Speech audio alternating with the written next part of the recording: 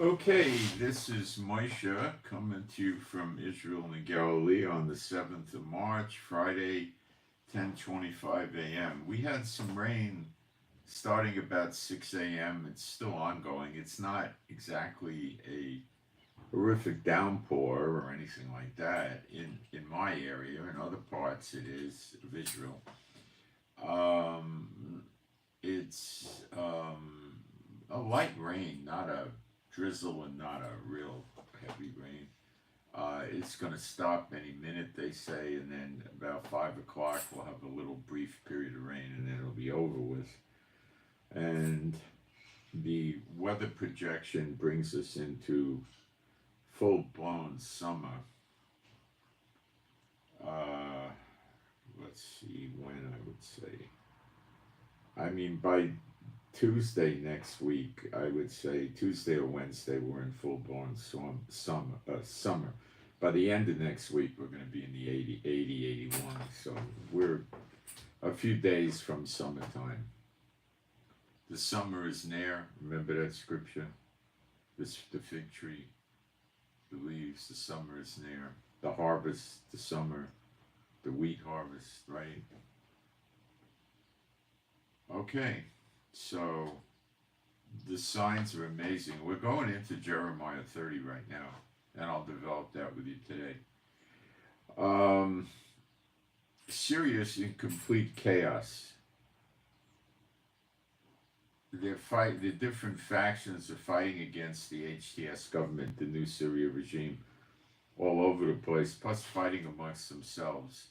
It's just, the whole place is fighting, and they're not just, firing 3 rounds an hour. These are heavy battles.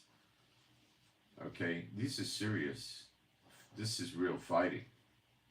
And the HTS is using the few helicopters they got from Assad's regime to fight the people rebelling.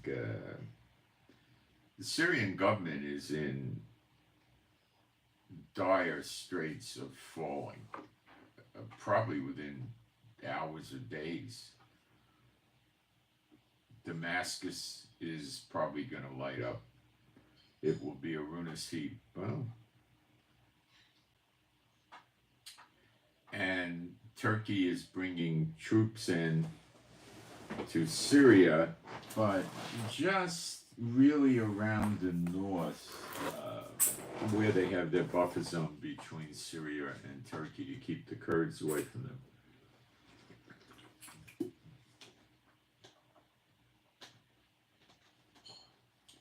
How much more,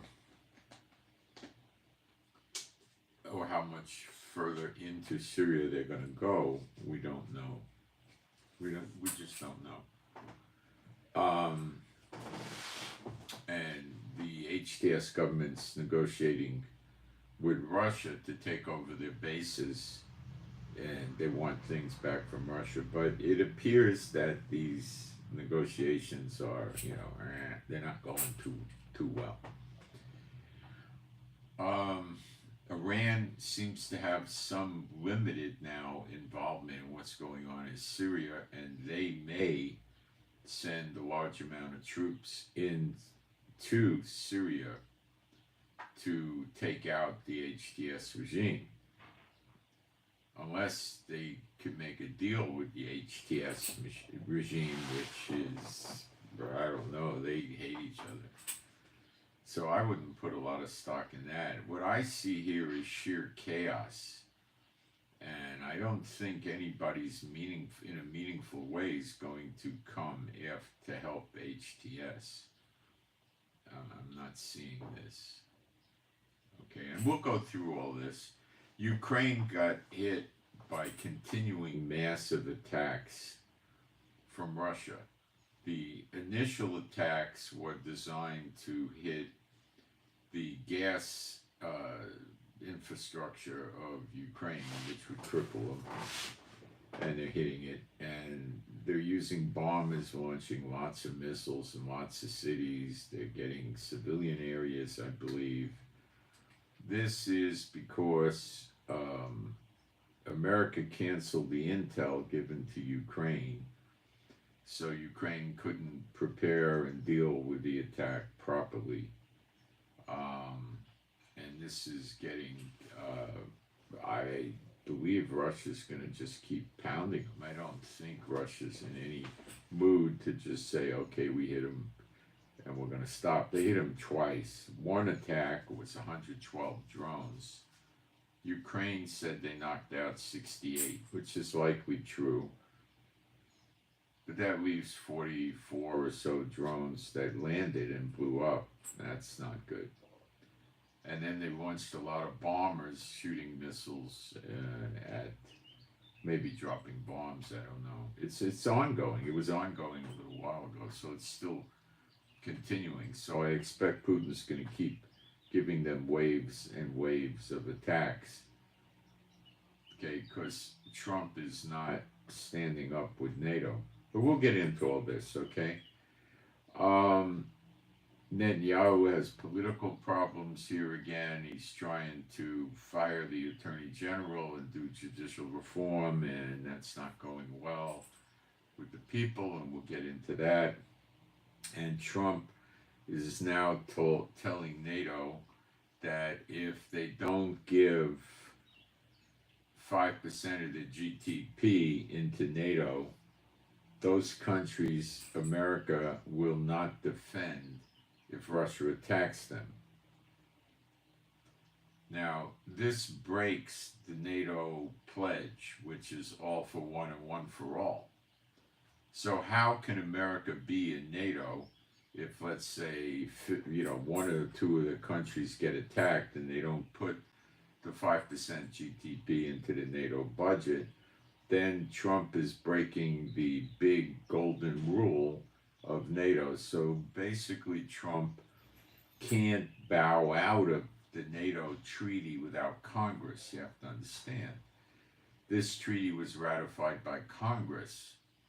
So Trump can't just say, well, I'm not going to do it, but he's doing that. Okay? And getting NATO to pass a ratification, well, not a ratification, a breaking of the treaty with NATO would probably take, months, and may never happen. Trump may futz around with Congress, I'd say, for at least 6 weeks or something, and then it may never come to pass. And then what does he do? So Trump has set up consulates in Russia, and he's closed consulates in Western Europe. What does that tell you? He's trying to work with Putin so America and Putin don't fight each other. So by Trump doing what he's doing to Ukraine and NATO, he's sending Russia a message that Putin is reading loud and clear, and he's saying, look, if Ukraine doesn't back off and suck it up and make some sort of treaty with you, and Putin is adamant there's no such thing as a temporary ceasefire. He's completely not into that because he has Ukraine where he wants him right now without America. So a permanent ceasefire where Zelensky abides by, Putin's demands, which are probably slightly flexible, then Zelensky can escape. It appears that Trump might also be trying to overthrow Zelensky because he's having meetings with Zelensky's opposition, which is pro-Russia. See, Trump sees this war as an idiotic move for America that will cost America big time. And he doesn't see the value in doing this. What does America get out of this? Then he turns around and says he wants Putin to negotiate with Iran on the nuclear thing. That's a dead end, okay?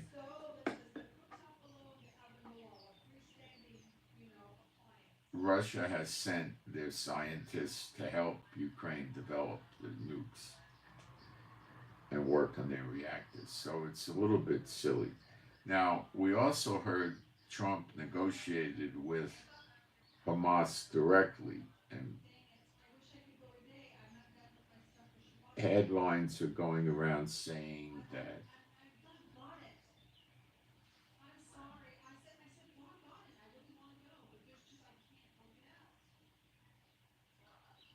they're going around saying that my wife's on the phone. I didn't know she was talking to. I was listening. So you see, Qatar and Egypt are on the side of Hamas, and Trump sees the futility of negotiating with them. Hamas has always refused to negotiate with Israel. Okay, they refer to us as animals and things like that. They don't want to, monkeys specifically, I think. They don't want to have anything to do with us. So Trump's not a Jew, not an Israeli, so they met some of Trump's delegation, and I believe it went nowhere fast. Okay, so the Hamas counter-threatened Trump by saying if we're getting attacked, there's going to be hostages getting killed. We're of the opinion there's something like 24 living hostages left. There's probably slightly less than that in terms of dead bodies. Maybe the same amount even, something like that.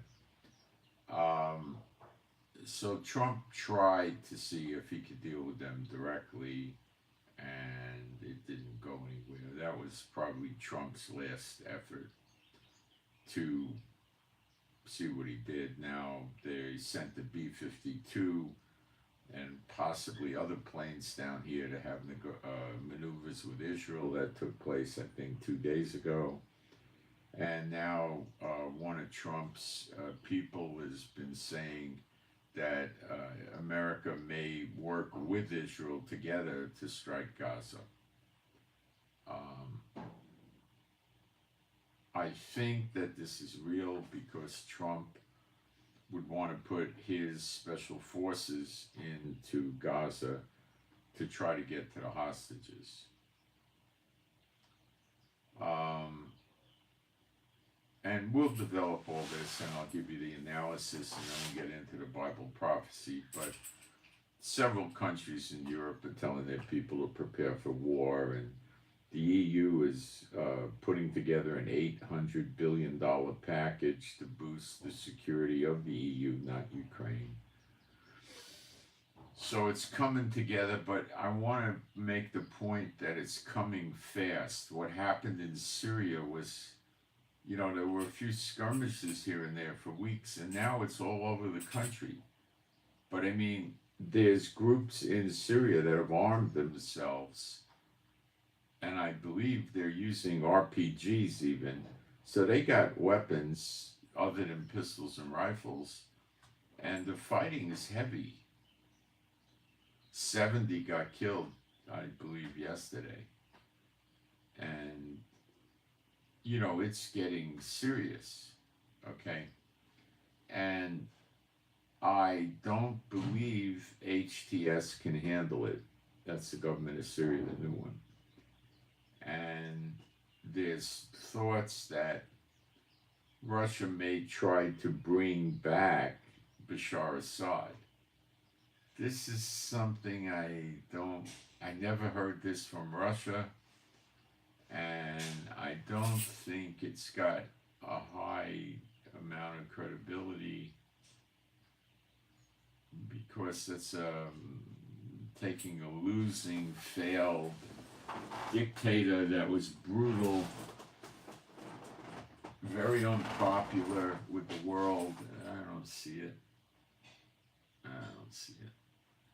Curiously, the Bashar Assad, the HTS has been negotiating with Russia in return for investments in infrastructure in Ukraine. They're telling Russia they'll let them reoccupy their bases, which is still intact.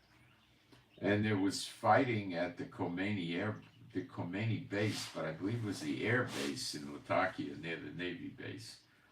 And the aircraft, that Russians still had planes there until last night, and they took off because the air base came under fire. And I think they were just flying loops and then intending to come back, but they may not have come back. I don't know where they would go. They didn't go to Turkey because Turkey's threatening to put his troops in Ukraine now. So I don't know what happened to the end of that story. We're not getting such great news, but I think that some of these radical groups are trying to take over the Russian bases, and that might lead to their destruction, or they may just try to destroy the bases. So if Putin decides to come back, he's going to have a long period of time during which he's going to have to reconstruct the bases, probably under fire from these other people. So we'll get into it. Let me jump into the chat and make sure we got a chat running good. I should have done that earlier. And put my posts up and we'll get into it. But at least I'm not like these guys that write headlines and say, Trump signs new major executive order breaking good, and they don't tell you what it is. You know, it could be he cut the lunch travel allowance for the Department of Commerce employees, and they'll call it breaking news. I tell you what we're going to cover today, but we're going to do the Bible with this, so you'll see where we're headed. Cut the lunch travel allowance for the Department of Commerce. Okay, we got people coming in.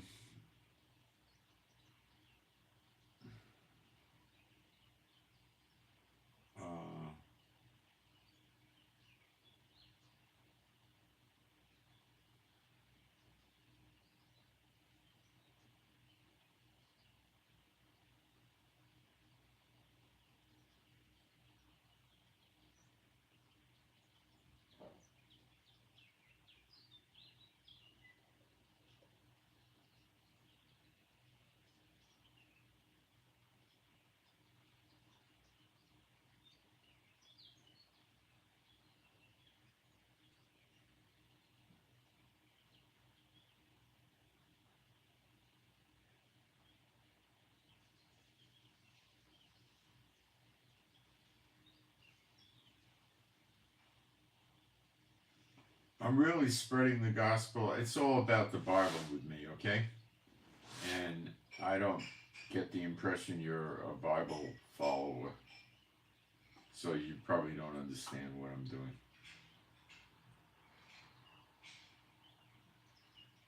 I don't know why you even came in.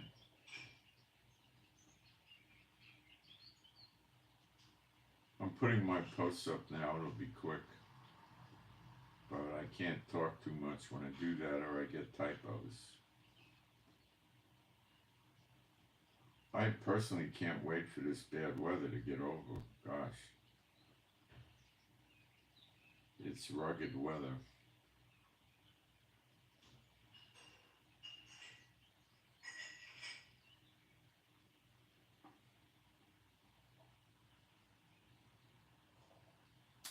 And I'll just get my email up if anybody wants to send in prayer requests or toss requests or ask questions and you don't want to put it in the chat. You can always put prayer requests, toss requests, and questions in the chat. I check the chat off and on during the broadcast.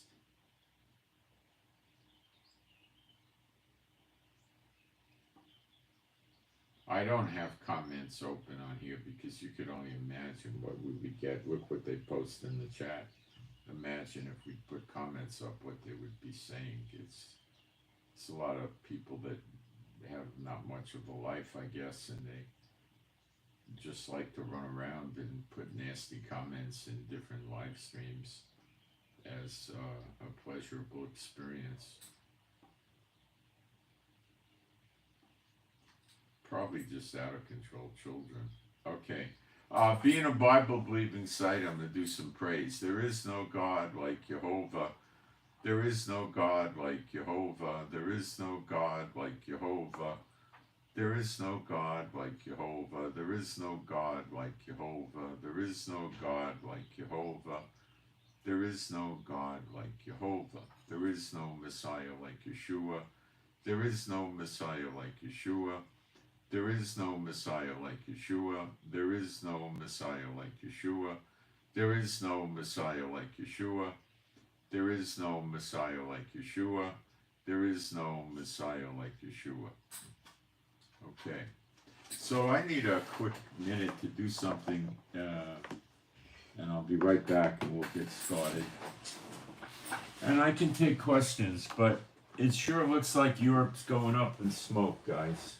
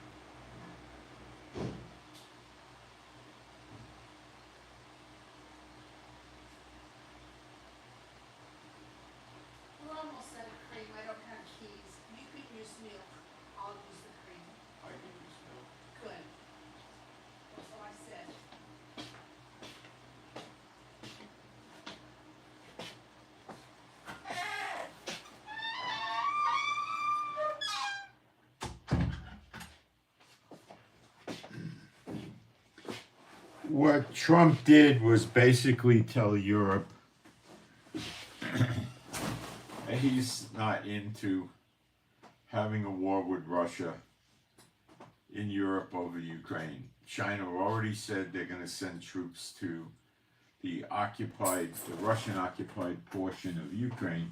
So China's basically saying they're in the war. North Korea has also sent troops to Ukraine already, and they sent, I believe, a second batch, or they're intending to. And Iran is giving weapons to Russia, drones, missiles, for the Ukraine war. So it's a given that Iran, North Korea, and China are going to help Russia. And what Trump's goal is to build America up militarily and economically, and at the same time combat BRICS, trying to wreck the US dollar. And at the same time, he's got to get these people out of the government in America that come from Biden and Obama. That's 12 years these garbage buckets ran America. And that's a lot of people. And he's purging them in the military and in all the different departments, including NSA and CIA and FBI, and he's having trouble. See, FBI does the majority of the anti-terrorism work in America. Like in World War II, they were hunting Nazi spies, stuff like that, right? So he needs them. And the army can't fight without NSA and CIA. So he's getting rid of them, purging them.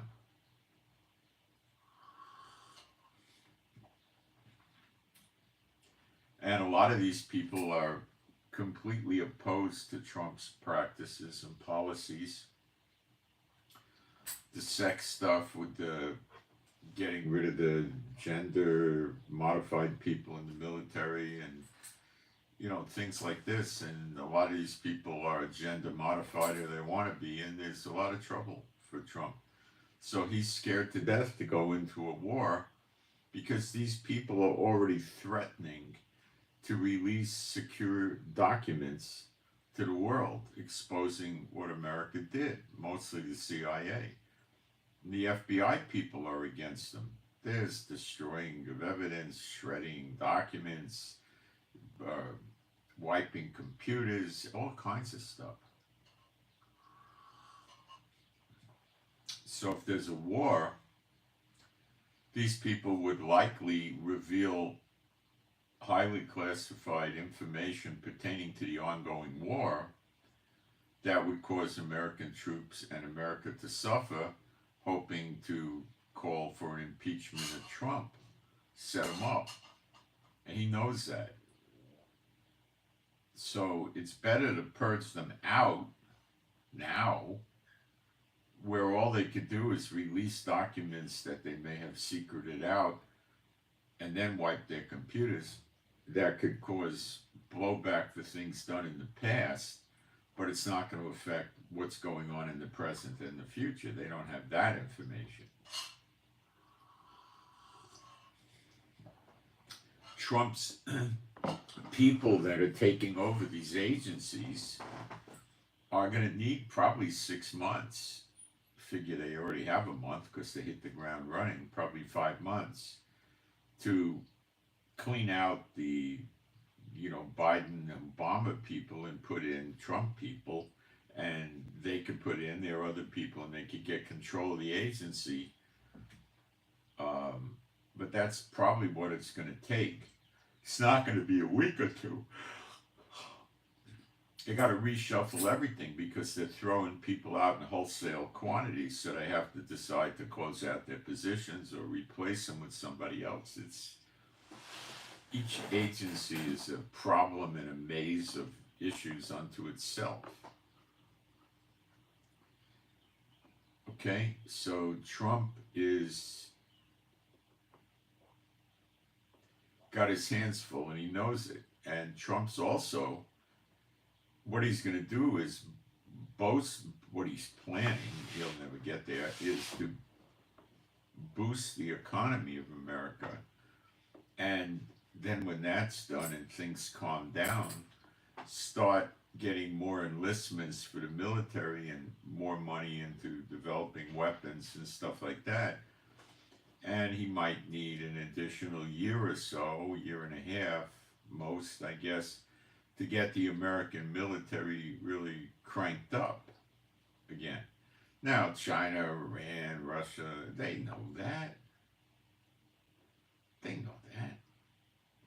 So they got America where they want America right now.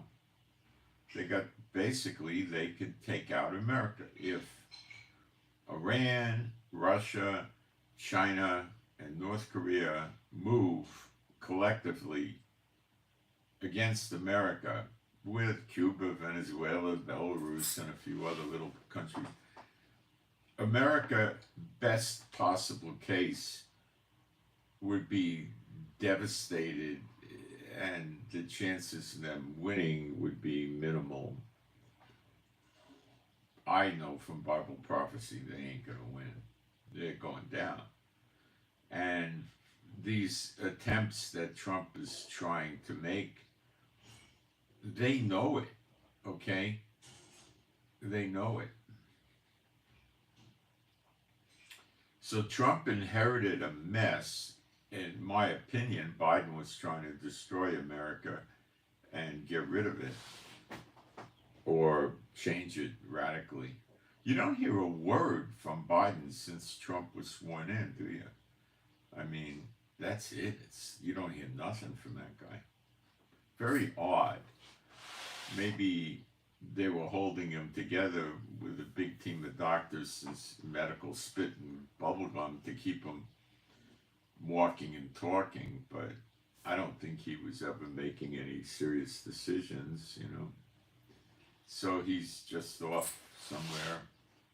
He's probably, I don't know what he's doing. I have no idea.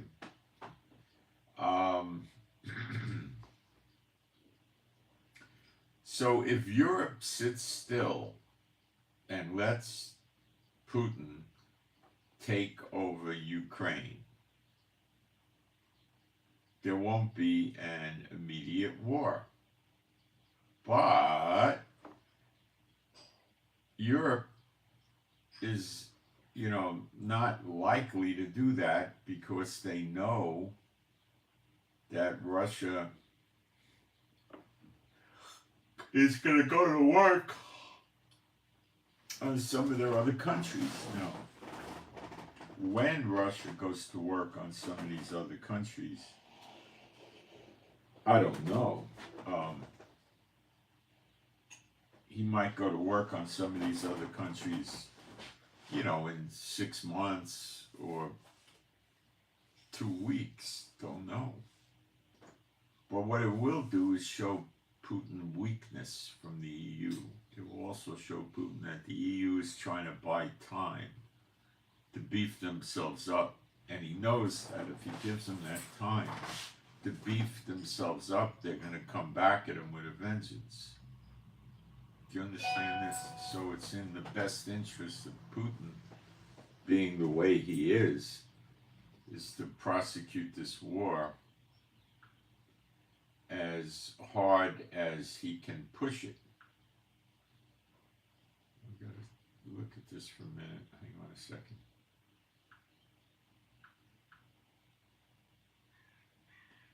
So, all roads lead to wars in Europe.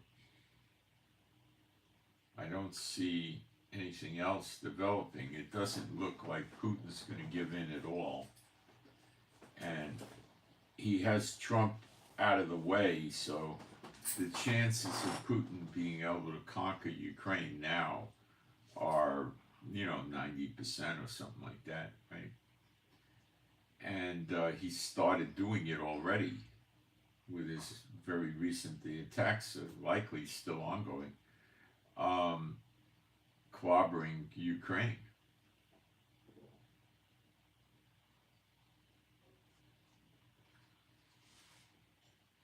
Trump has been trying to talk to opposition people in Ukraine that are politically viable but are against Zelensky. Probably to see if they could get an overthrow of Zelensky and put more Russia-friendly people in and calm things down. Things are not going to calm down. Putin, I mean, if Zelensky says, you know, leave us 20% of Ukraine, we won't join NATO, that's not enough. Putin wants the Ukrainians to demilitarize like we want with Hamas. Putin doesn't care who's right and wrong and who started it. Putin lost tremendous assets. Putin was forced under the Biden administration to play nice. Okay? When he didn't play nice, more weapons came to Ukraine, and then permissions to fire long-range missiles and drones into deep into Russia came about, you know. So now all that stuff is gone, and NATO, the threat level of NATO to Putin diminished by about 75% in the last 2 or 3 days when he's listening to Trump's plans and policies.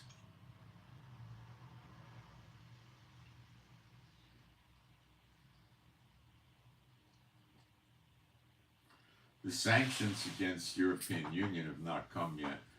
Now, the world is full of world leaders that like to bluff and back off, and Trump just backed off with Canada saying we're going to not start the sanctions for another month, and I think he did it with Mexico too.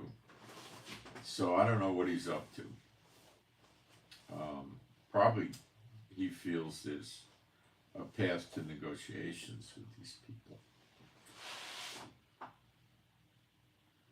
With Hamas, I don't think there's a path to negotiations. They said if we get attacked again, we're killing the hostages, so at least some of them. And they'll do it on the internet.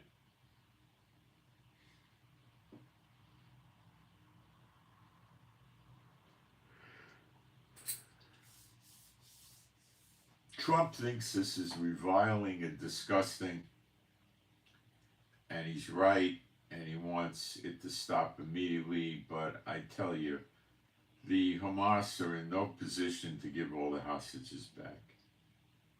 The dead hostages are worth a little tiny bit in negotiations, but not much. The live hostages are a viable negotiating tool. So Netanyahu comes back at Gaza and says, we'll do a 60-day ceasefire, but you got to start with releasing 10 hostages up front. And they're not responding to that.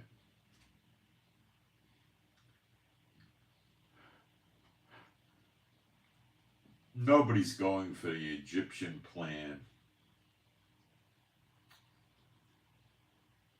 So what's the next move? We don't know. What's the next move in Syria? I mean, the next move is going to definitely be if Hamas doesn't start coughing up hostages, we're going to start bombing them. Now, Netanyahu could be dragging his feet for one big reason. Marco Rubio, the Secretary of State of America, approved an emergency weapons transfer, which could include 35,000 very substantial, highly accurate bombs. And Netanyahu might be waiting for that, and that might take days or a couple of weeks. I don't know.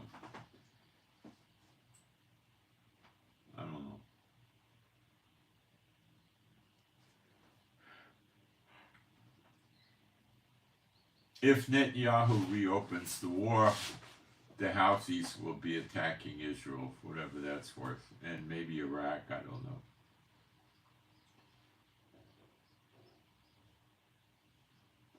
So that's what's going on. In Syria, I think Syria is going to fall. I don't think Russia wants to move in right now. It's too discombobulated over there. I don't think Russia in any way, shape, or form wants to come in and help this new government.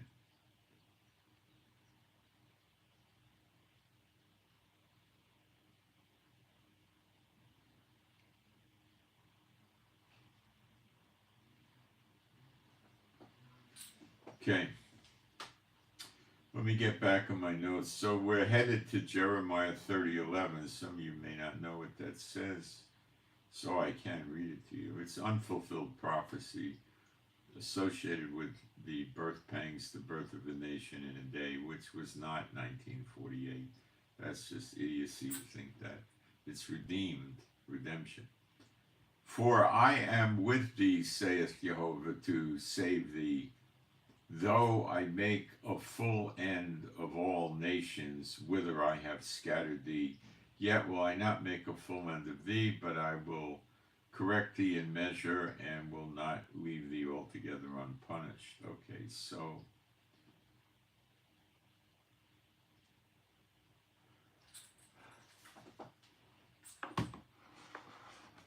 the Jews, the Israelites, have been scattered into every country in Europe. I've researched it, every single one. And others, I think it's about 125 countries in the world.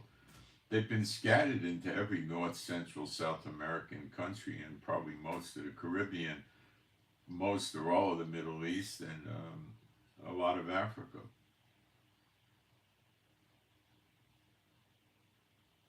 Including Zimbabwe and South Africa. So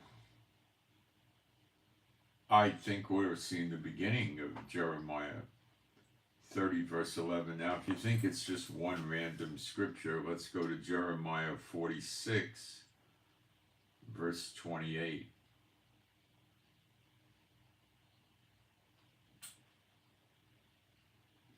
Fear thou not, O Yaakov, my servant, that's the 12 tribes, saith Jehovah, for I am with thee,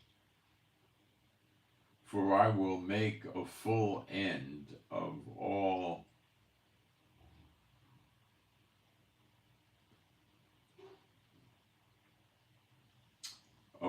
the heathen nations whither I have driven thee. But I will not make a full end of thee, but I will correct thee in measure. Yet will I not leave thee wholly unpunished. Okay? So you got to deal with this, and people don't deal with it. Like they don't want to deal with the daughter of Babylon's America. They just, well. So they'll just keep going in denial, and then when everything hits, they'll just go into panic and die. That's all I can tell them, you know. But that's their choice, and they are free to have a choice.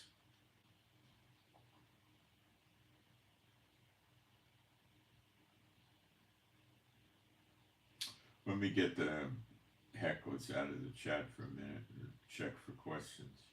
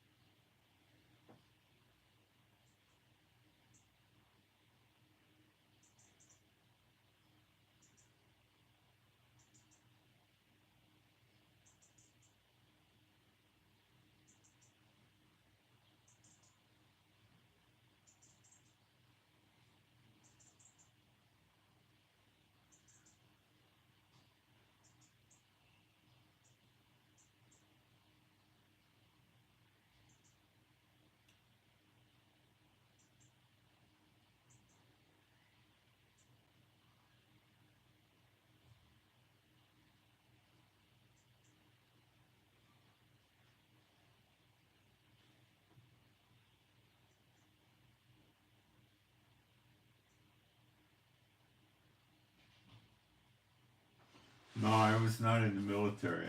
I worked in law enforcement when I was younger, in Israel as well, but not the military. Okay. So, what's going to happen in Syria? Well, Israel may make a bolder move and grab more land. We're in almost 40 miles in southwestern Syria, and we got our own buffer zone going over there, and we may very well expand it. I don't know. Or Israel may say it's not worth it. I don't know.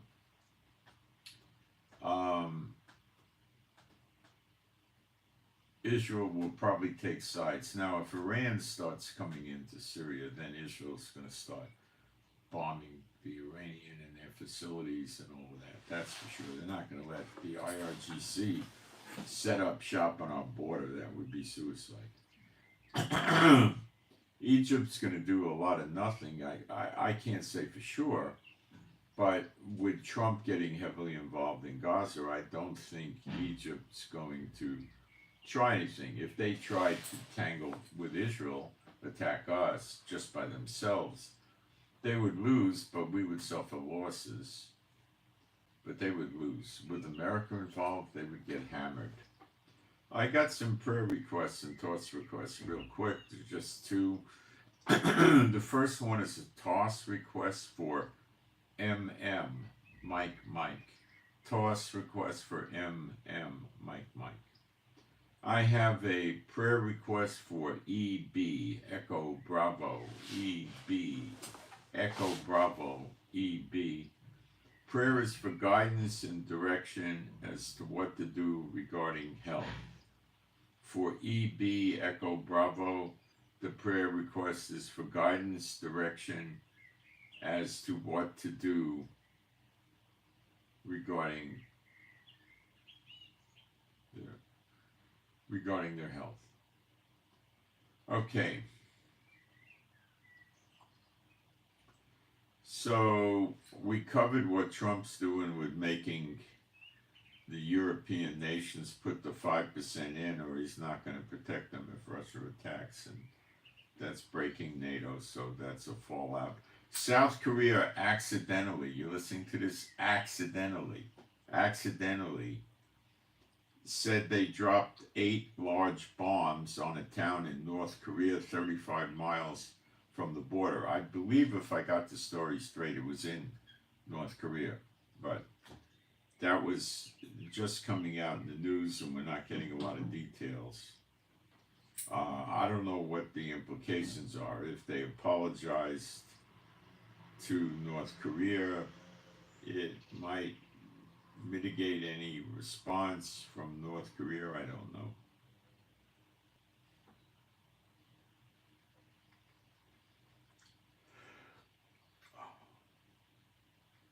It's scary that they are that sloppy that they managed to do something stupid like this. That's how wars start, but it apparently happened.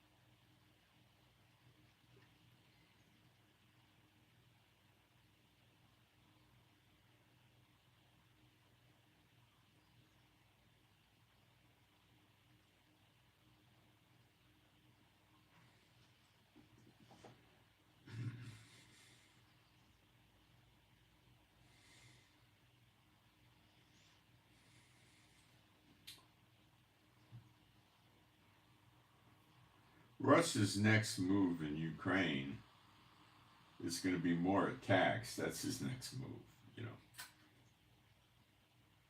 He may stop for a few days, see if negotiations soften, or he may just go continually and not stop till he gets his victory. Trump closing consulates in Western Europe means he's kind of sort of moving towards breaking relations diplomatically with some of these countries, which is very radical. Trump has a new plan for Iranian shipping that's a little clever, but I don't know how in the world it'll ever work. His new plan is to interdict the Russian oil tankers around the world at major points where they have to go through straits. And also ships carrying weapons from Iran. And not shoot them or do anything violent to the ships, just keep them there detained. But how long is he going to keep them? A month? Then he's got to keep American ships there. I don't understand. Maybe the American ships are going to stay at those pincher points, and anyway, I don't know. But he says by delaying it, it's going to disrupt the reliance on Iranian fuel, and it's also going to delay money getting to Iran.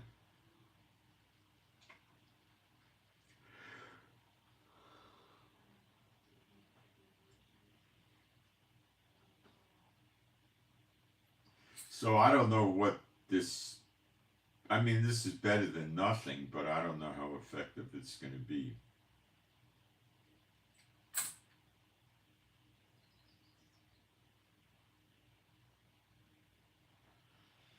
They sent draft notices to 100,000 Orthodox Jews in Israel, and 120 showed up for the draft. And the Attorney General told the government of Israel that they should put sanctions on these ultra-Orthodox that don't vote. in the draft. Trump doesn't want to do a thing to them because the ultra-Orthodox support him with their 15, there's two parties that have a combined approximately 15 votes out of 120.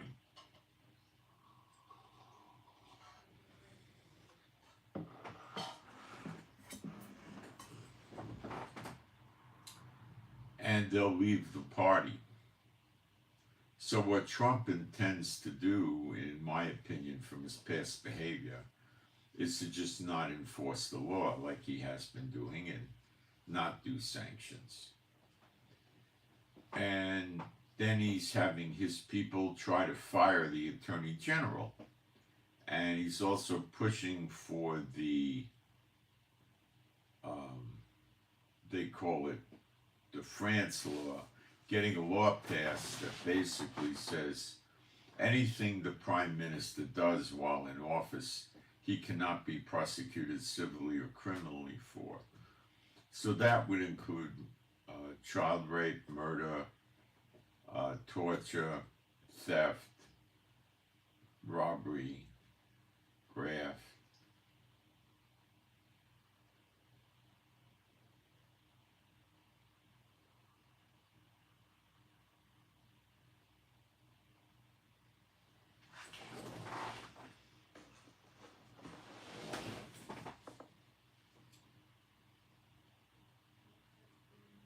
So there's a lot of problems coming about in Israel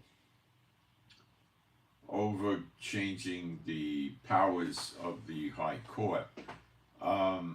Trump passes laws and they say they're not lawful, they're not, so to speak, constitutional, and they can't go into effect.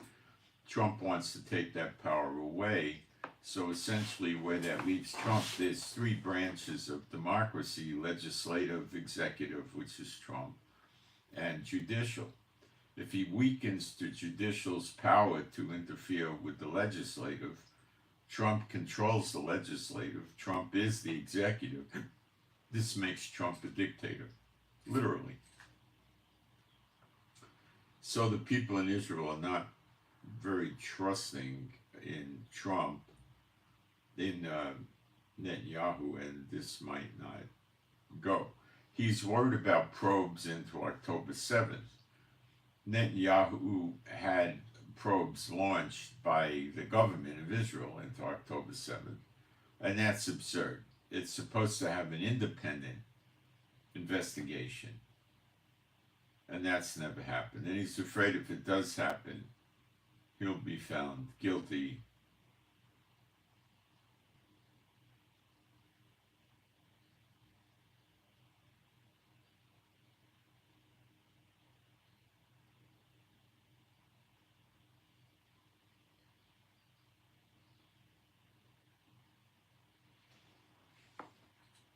So Netanyahu's got problems, and he's trying to find solutions. And Smotrich and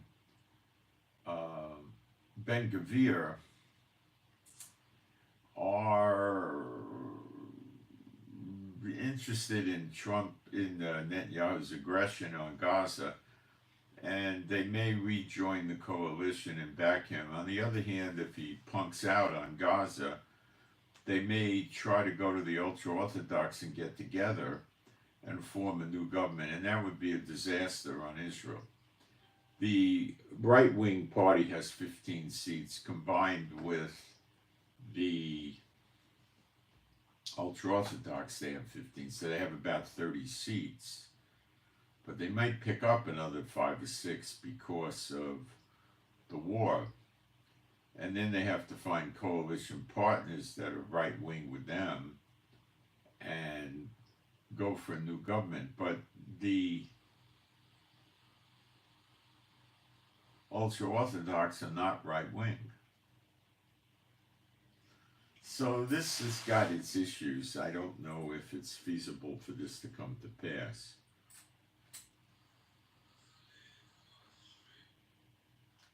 So I don't know what will happen with our boy Netanyahu here. I'm not so. I don't know what the ultra Orthodox would do if Netanyahu had a vote of no confidence. Probably join him and vote for him.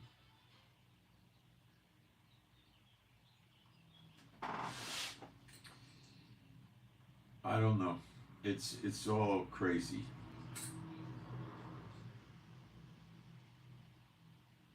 I don't get too excited as to who would replace Netanyahu because it's always going to be bad. It'll be another Satan bot, that's all.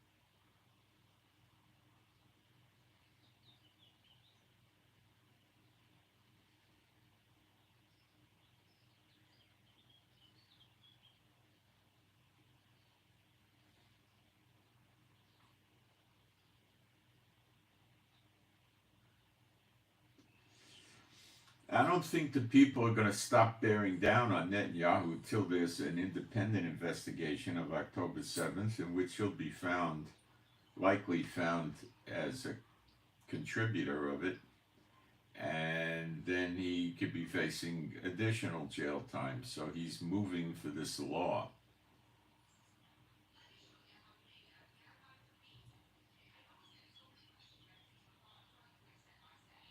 So to give you a little bit of details about what's going on in Syria, there's an Alawite. Now the Alawites are the type of Muslim that Bashar Assad was, the former dictator of Syria.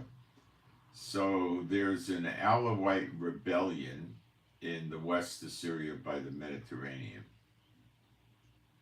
There's a Kurdish rebellion in the north against HTS, which persecute them. There's a Druze rebellion in the south and the east.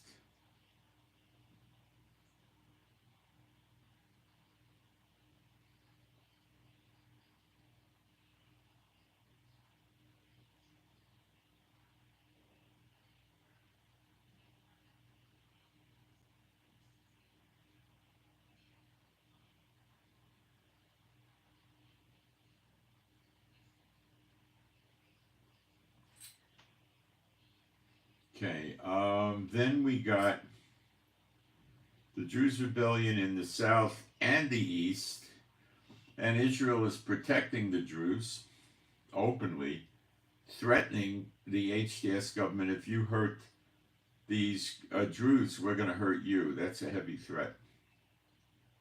And of course, Israel is occupying southwest Lebanon. The USA has bases in northeast Lebanon where the oil is. Turkey has occupied the northern strip for their buffer zone by Turkey. There's a general trying to organize all these various groups into a unified action against the HTS government, and he may or may not get there.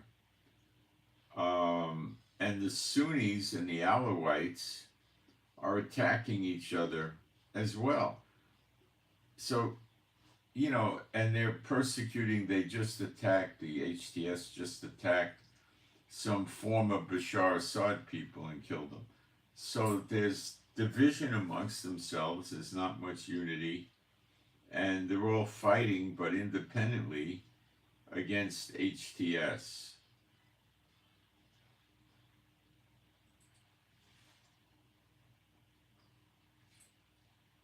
So this is a real mess.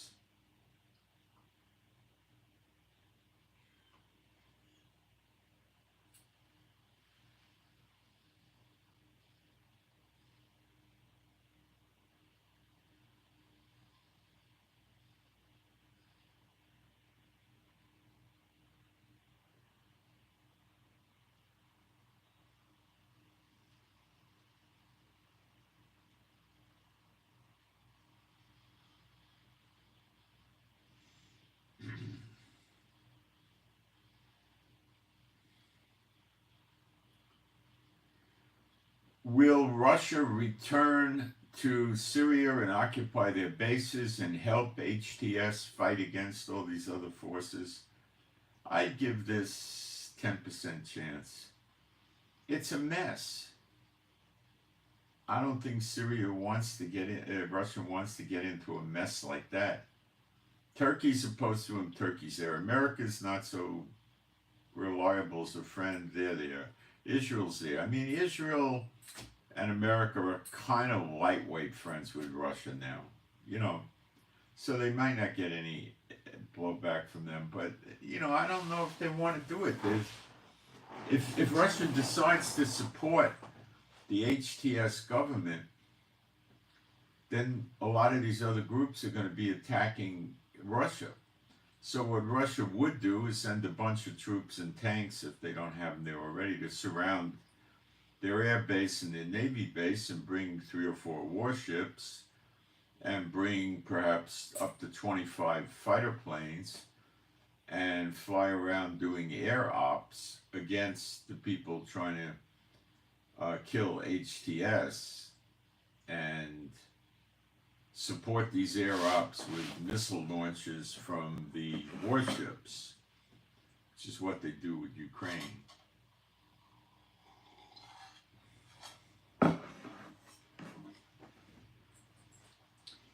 I don't know if Russia wants to do anything like this when they're facing fighting Europe. Pretty stupid. But if Russia goes in, the other problem is Iran's going to want to get in on it, because Russia and Iran are like blood brothers. And Iran will want to come back in and be a threat to Israel, and then America's not going to like that. And I'll be right back, and you can see the problems.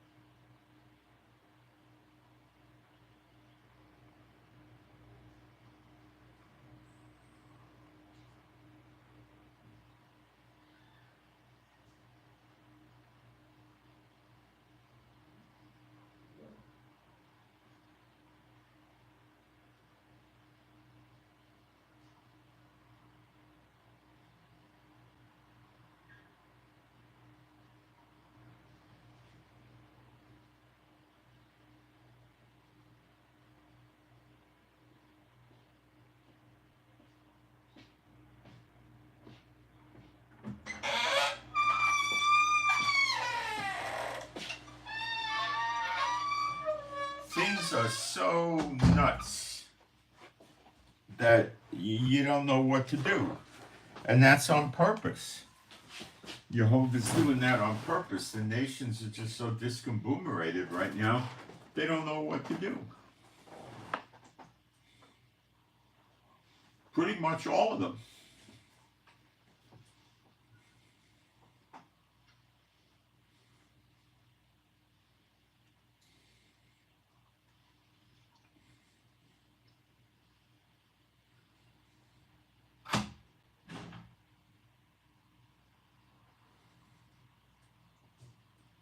I think Netanyahu stopped Trump from playing the wipeout warning with Hamas, because if we start doing that, Netanyahu knows that Hamas will start killing the hostages. We know that. And I think he made that clear to Trump finally.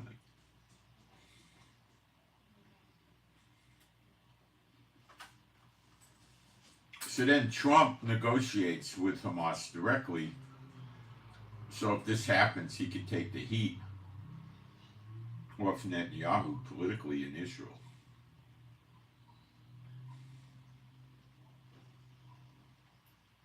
So Netanyahu comes up with a weak plan. And that weak plan is a 60-day ceasefire and come up with 10 hostages at onset. And he'll give more of the terrorist prisoners back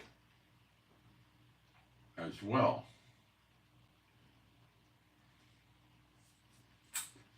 If the Syrian government collapses, which is very likely right now,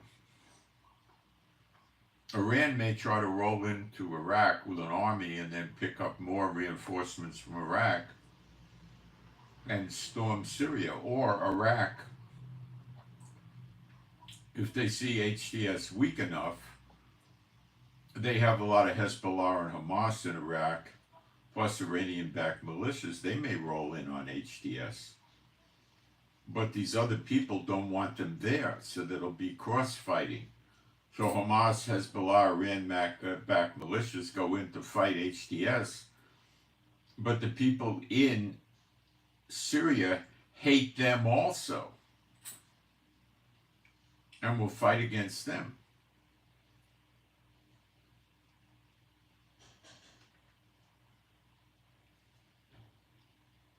Now that, to me, is something God would do, brother against brother.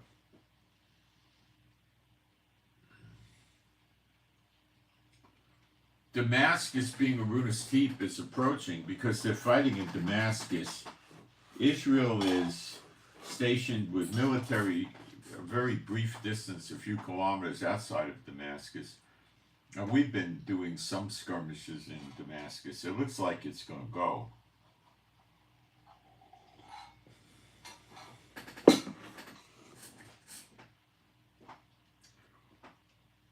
See, if Iran goes into Syria, they'll put missiles in.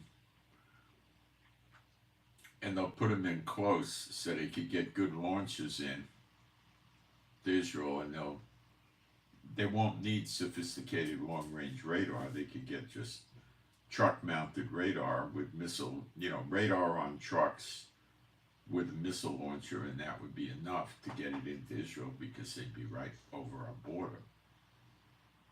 So we can't let that happen. We have to go to war before that happens. So will Israel get into this fight against HTS? Well, they already have. They keep blowing up the weapons left behind by HTS.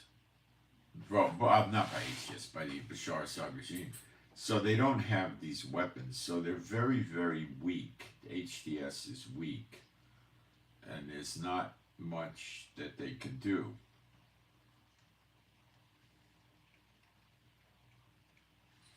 And at the same time, the siege against Israel is still kind of there. Didn't go away. Gaza is still there, threatening us and trying to get ready for war. Hezbollah is still there in Lebanon trying to get ready for war. I'm quite certain, the way prophecy reads, that the government of Lebanon, military, will join Hezbollah in Lebanon, not Hamas, Hezbollah, and start fighting with us. There's some threat level in Syria, but not that much right now because of all the confusion and fighting. Iraq is definitely against us, and they have built a big military wall and put troops in armor and everything on the border with Syria to stop them from storming into Iraq, but they may, in fact, go into Syria to try to take over with Iran. We don't know this yet. We really don't know this yet. Now, America's going to get very, very perturbed because there's a bunch of military bases that they maintain in Syria by the oil, no less, northeastern Syria. And Turkey will get upset because he doesn't want to lose his buffer zone. And Israel will be upset because they don't want to lose their buffer zone. And the Druze don't want Iran coming in because that'll be worse than Bashar Assad. And other groups don't want that either. But that doesn't, just because they're not wanted, doesn't mean Iran's not going to do it. Don't fall for that one. The only thing that's going to stop Iran from doing it is if they feel they won't be successful. I don't care what the people think. These people are oppressors. Let me make sure we're okay in the live stream. So, what you got here is Syria's lit up. It's not going to light up. It's lit up. I don't see what's going to make it calm down right now except more violence, okay? Ukraine and Russia are going at it. Trump set himself aside. He's moved some very heavy army units to the border. Now, these are units that are geared with equipment to fight a real war. Like if they were going to fight North Korea or Russia, these kind of guys got the whole setup. And he's moved several thousand of them down to the Mexican border. Now, these guys got heavy weapons. You don't put them there to catch people with a backpack full of fentanyl coming across the border. ICE does that, you know. So, I don't know what Trump has in mind. He might be, number one, afraid that the cartels are going to storm the border, and ICE is not equipped heavy enough for that. ICE has, you know, full auto assault rifles. That's as high as they go on weapons, okay? So if the cartels come in, they have these things called technicals, which is basically a pickup like an F-150 or a Datsun or something, right? And in the bed of the pickup, they put a mount for a machine gun and they rivet it. They put a plate in there and they rivet the thing to a plate, probably one on top and one on the bottom, because the metal in the bed of the pickups isn't that tough.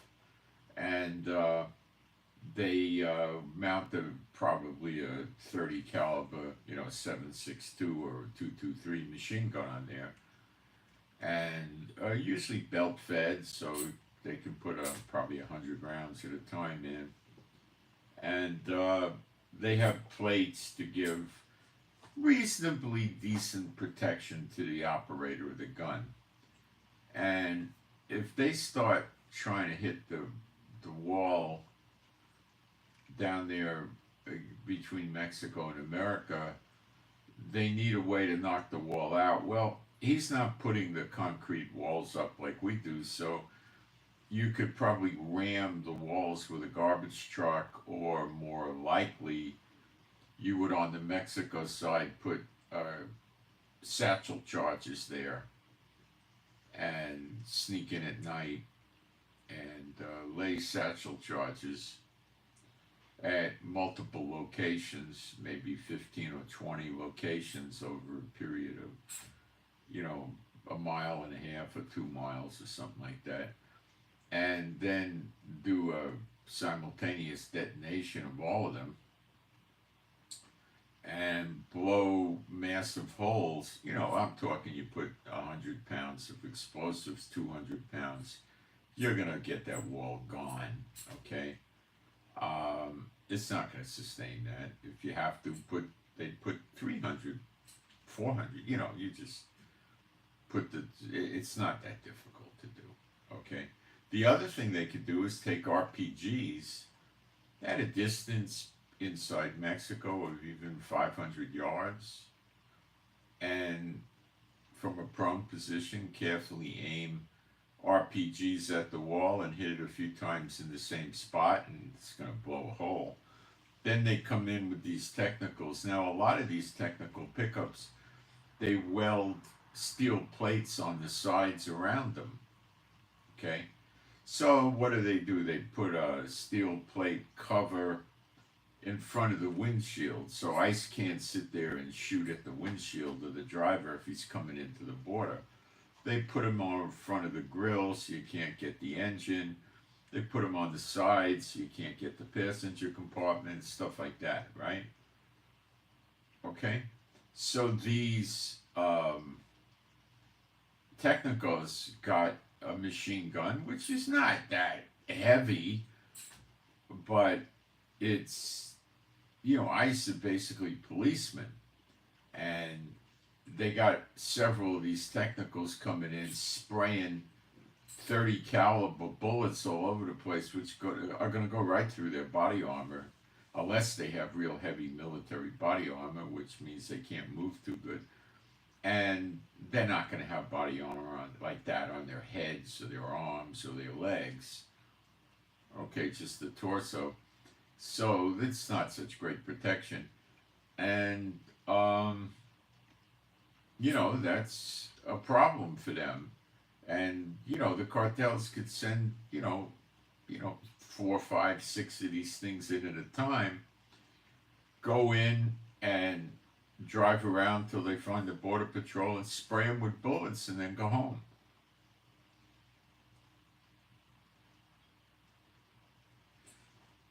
Well, so Trump is saying, I think he's in his mind aware, or he's been made aware of the possibility of this. So he's putting in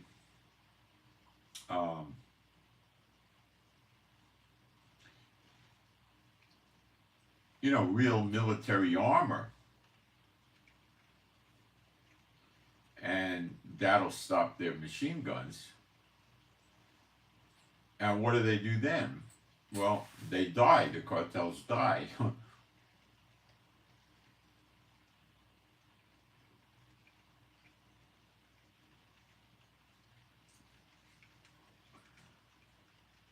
Push comes to shove, the cartels are the government of Mexico. And the army may join with the cartels if they get to that point. Drug smuggling and cartel activities is a major portion of money coming into Mexico.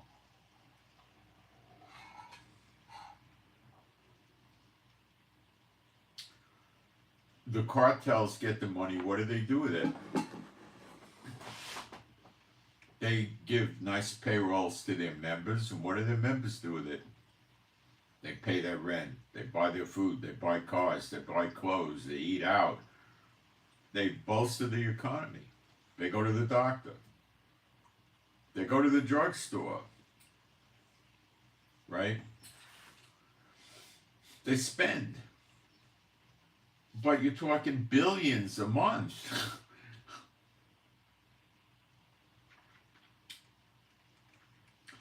The government can't cooperate with Trump because the government is the cartels for decades. The cartels don't care about sanctions being put on Mexico. That doesn't make them lose money. They're worried about them losing money.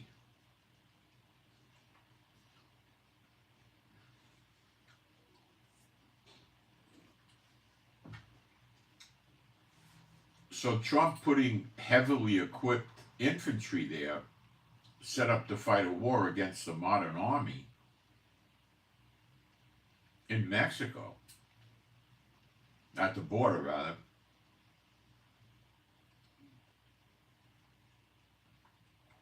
could be to enter Mexico and go to cartel locations fortifications, whatever they have near the border. They probably have a lot of bases, locations, headquarters, command centers, whatever you want to call it, near the border, probably within 5 to 10 miles, and go destroy it. Of course, you could do that with missiles, drones, and airstrikes as well. So it could be either way, or Trump could be doing it for both reasons. Fortify the border, and if it gets hairy, invade Mexico. So it's heating up. And we know in Jeremiah 50:51 in the prophecies that the walls of the daughter of Babylon get burned and destroyed. Well, the only walls America got are the Mexico-America walls. They don't have a wall with Canada, nor the Pacific, nor the Atlantic, nor the Gulf of Mexico. Just Mexico. And they come in. So the cartels will swarm in. It'll be like October 7th, which Biden had a hand in. And reap what you sow. And the cartels are much like Hamas. They're different, okay? They care about getting killed, okay? They don't want to get killed. They don't believe they're going to go get martyred and be getting 70 virgins and all that. They don't go for that. They prefer to stay alive. So they're not going to fight anything like the Hamas, the Hezbollah, the Houthis, and the other maniacs, They've got well-trained fighters in the cartels too. They hire special forces from many different countries around the world. They give them, $200,000, $300,000, $400,000 a year salaries, and they set up training programs for their cartel members in tactics, driving, shooting, intelligence gathering, communications, the whole gamut. And they also plan missions for the cartel soldiers. So if they're going to attack something or transport, $300 million of dope or money, they plan the travel route and the protection and all of that for them. Okay, and these special forces soldiers will rarely ever get into the fight unless it's a substantial matter, big time, and then they'll go as supervising the fight while it's ongoing.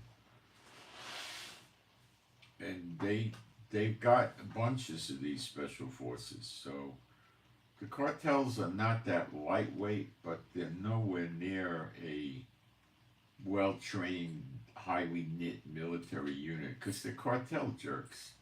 They're murderers, they're torturers, they're rapists, they're robbers, they're drug dealers, they're drug users. They're nothing like a military, but they could be more threatening than most people realize. Let's take a look at the latest updates, because stuff was coming in this morning at a high rate of speed. Let's see what's cooking here. I'll give you the update as we go through it. My social media. A lot of this is origin originally is coming from Arab media and other places too.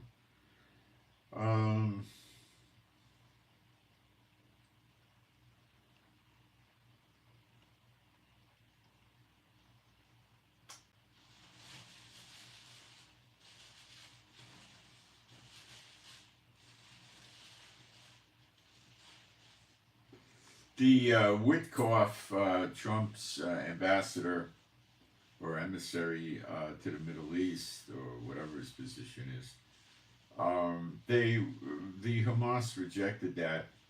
Hamas insists on a complete Israeli withdrawal from the Strip and a permanent ceasefire in conjunction with the release of the hostages. Well, that's worded very craftily. What they say they want is they want Israel to completely remove the military out of Israel, lock, stock, and barrel.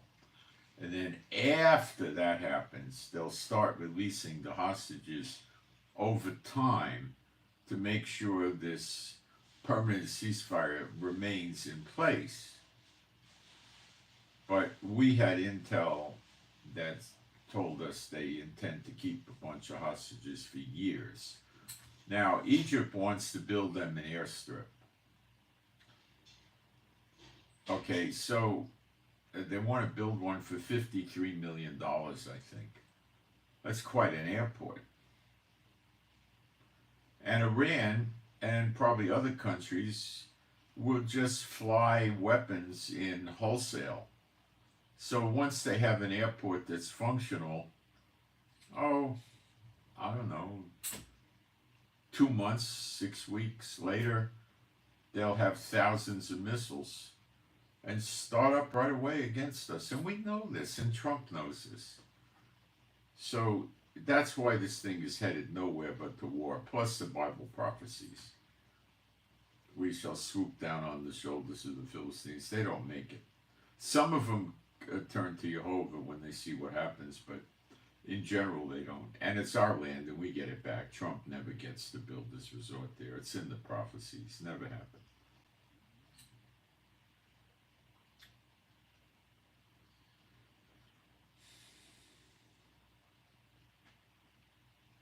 So some of the Bashar Assad loyalists remaining in Syria that the new regime didn't manage to put in jail or kill organized and rose up against HTS amongst other people. So there's some synchronicity amongst all these groups that are fighting against HTS. Somebody's getting them somewhat organized to do things at the same time.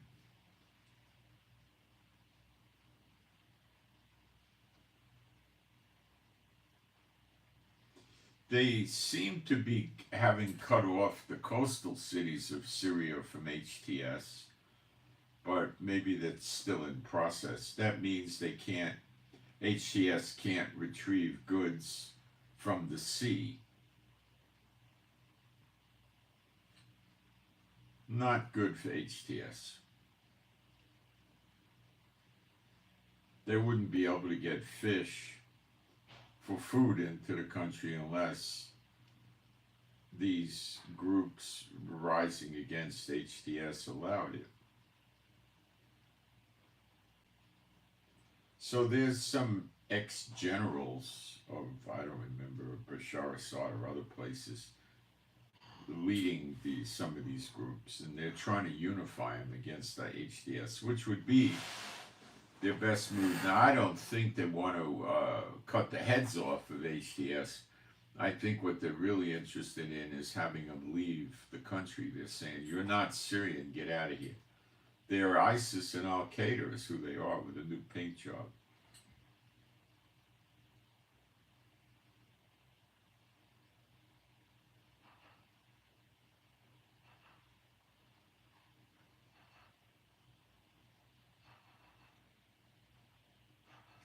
Of course, HTS is trying to mobilize their resources and fight against these people, but they don't have an air force, they don't have heavy armor, they don't have a lot of tanks, they don't have heavy artillery. They really don't have the goods. Not likely they're going to do well.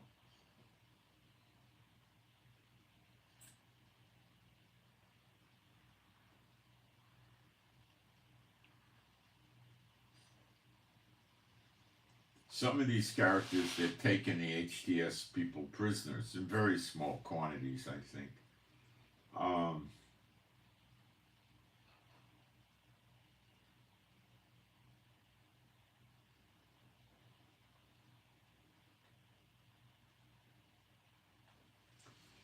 You see, they're still doing ISIS, Al-Qaeda. They killed one of these Alawite loyalists from Bashar Assad because he killed a member of the HTS, and they took his body and were dragging it through the streets as a show. You see same thing.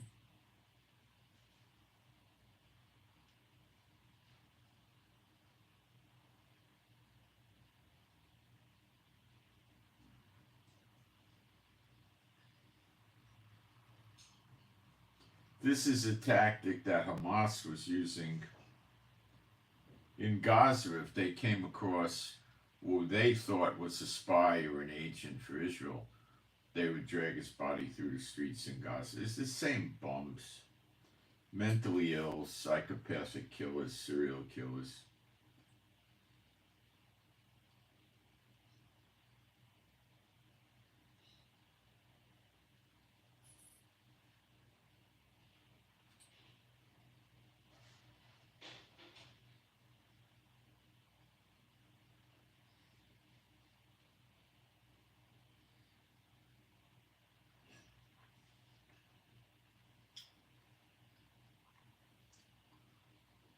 And you know, they also fired into an apartment house. They thought there was a collaborator against them in there. They didn't break the door down and see who was in there and shoot him. They were outside and they put gunfire into the house, a lot of it. Caused the fire in the apartment. Now, the idiot from the UN was shaking hands with this slob the other day. So what does that mean for this guy, the UN guy? Well, you know, he made a mistake and he's probably just going to ignore it.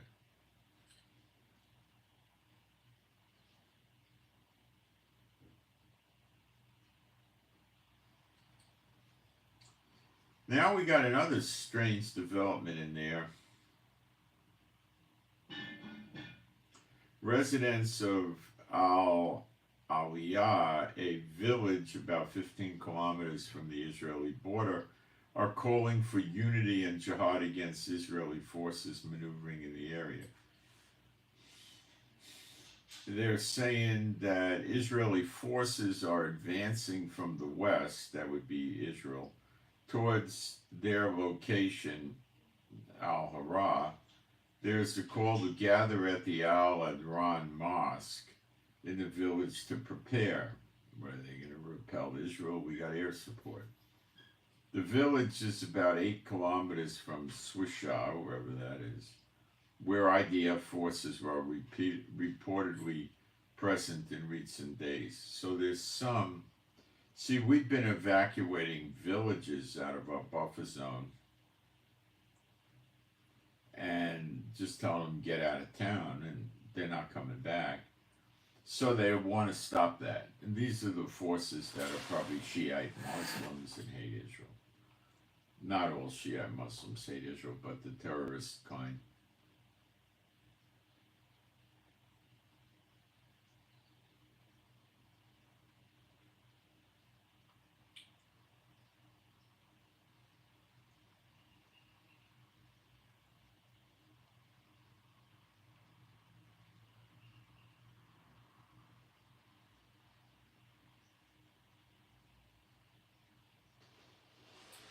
Now this is rather amazing, but I live here.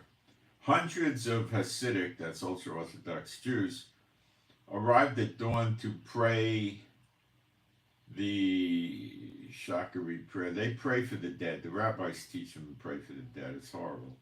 At the tomb of a Rabbi Ashi, one of their sages, and his tomb is located inside Lebanon territory, and the IDF and Israeli government approved the ultra-Orthodox going over there, and they had IDF protection while they went there. So that, of course, is not going to go well with Lebanon, I don't think.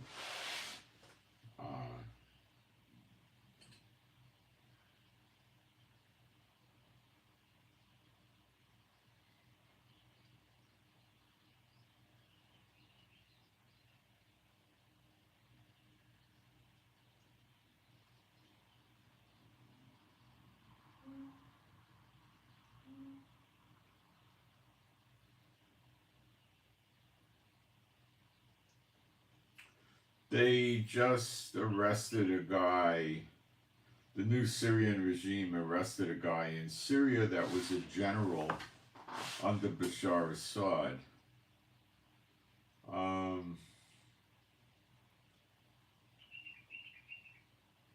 You see, these people in the Bashar Assad regime were torturous and brutal and corrupt and mean and horrible.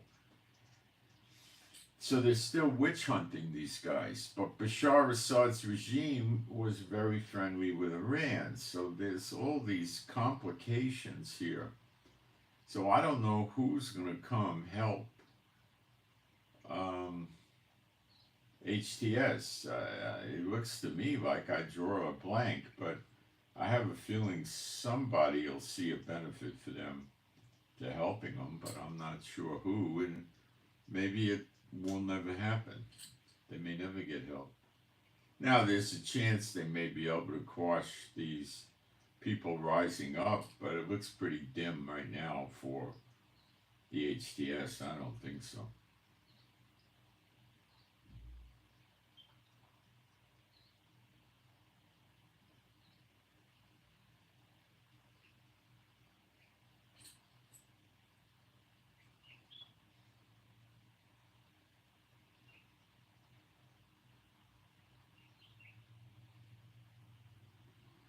We got the storks coming into Israel now.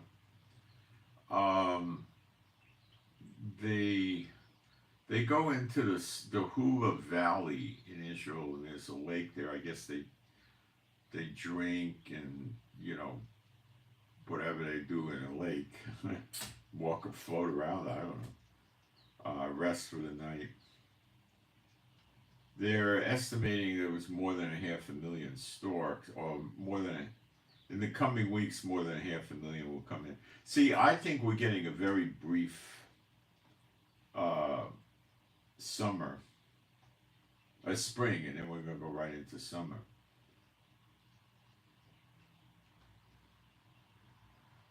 I'm having trouble with this thing here. I don't know why. I was thinking of getting another pair or two of jeans for the spring, but I didn't order them. I'm sitting there. I don't buy them in Israel. I buy jeans that don't rip in 2 days. So I was thinking, this is a bad idea. Get shorts. The Wrangler and the Levi's. Instead of long pants, you get them with short.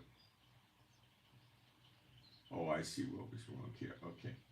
You get them with shorts. So I was thinking I'd be doing that because I think I'm going to be in shorts pretty quick. Like next week, maybe.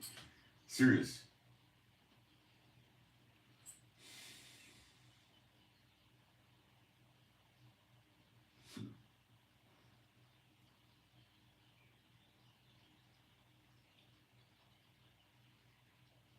So Israel, I mean, you don't know what kind of alert we're on in Israel now. We're fighting in the West Bank. Not so much this week, but we've still got issues there. We're fighting in Lebanon, attacking targets in Lebanon almost daily.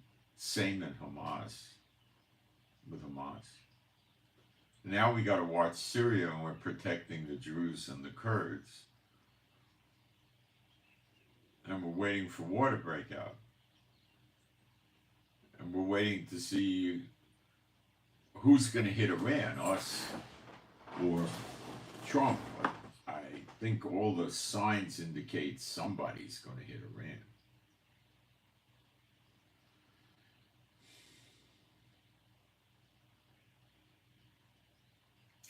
In the Negev, which is in the south, we did get a lot of heavy rain last night, and it filled up the wadis, the indentations in the desert, you might say.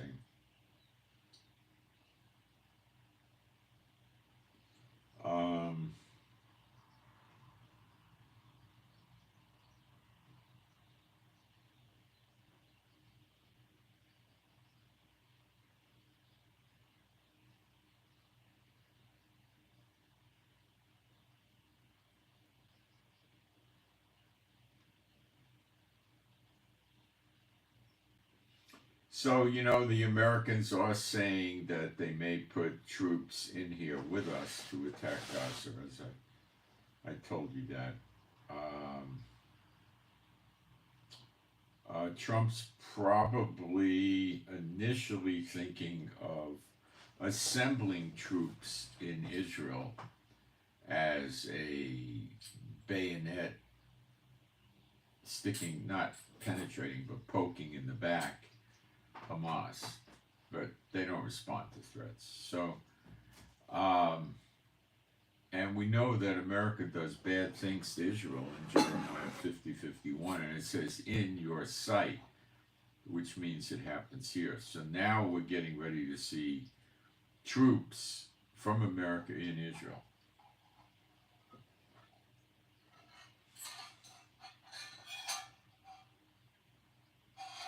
Trump and Israel could have a falling out, or Trump could be setting up Israel. Don't discount that, okay?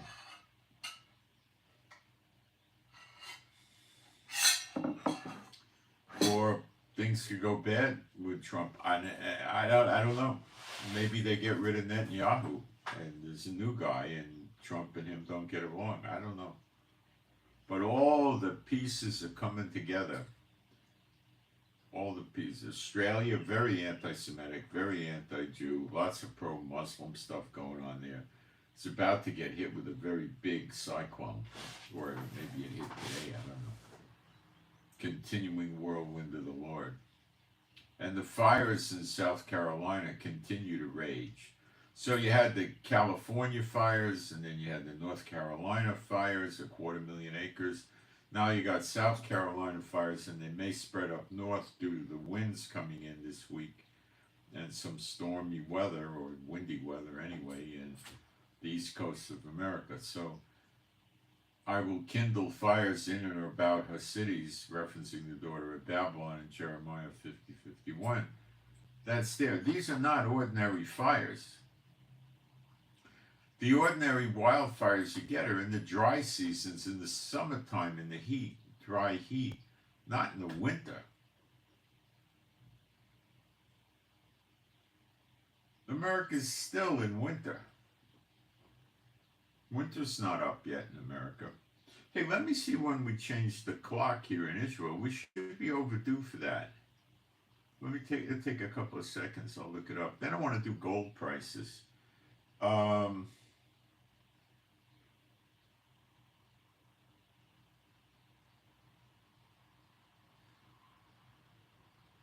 There is no moving the clock in the Bible, you know that.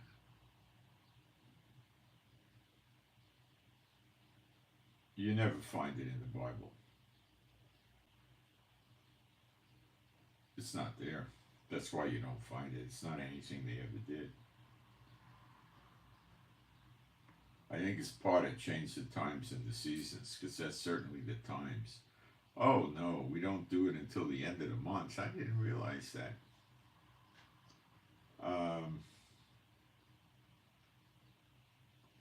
Yeah, the 28th of March. Wow. Okay. I know I kind of like it when they do it because you get it, you start getting sunrise pretty quick at like 5. It'll probably be 5:30, 5:45 in the beginning, but it gets to 5 in the morning, you have daylight, and that's usually when I get up around 5. And I like it when you got the daylight, you know. And then I start sleeping with the windows open, and I have fresh air during the night, and I don't run the heater at night, and use fans. That's nice. I gotta find my fans. I don't even know where they are now.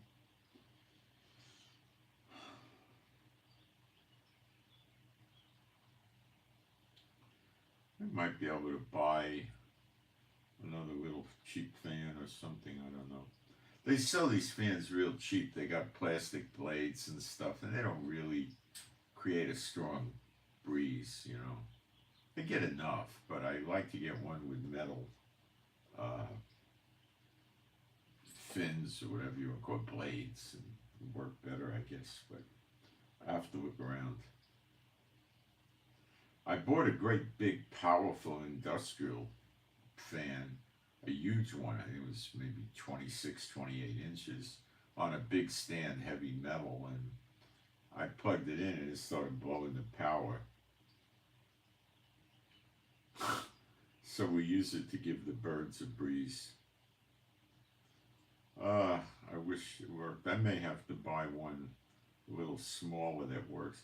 They sell fans here that are powerful with metal blades, but they're typically floor models, and that doesn't work too good.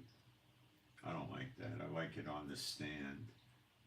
I'm gonna look at a couple other places and see if we got any more news.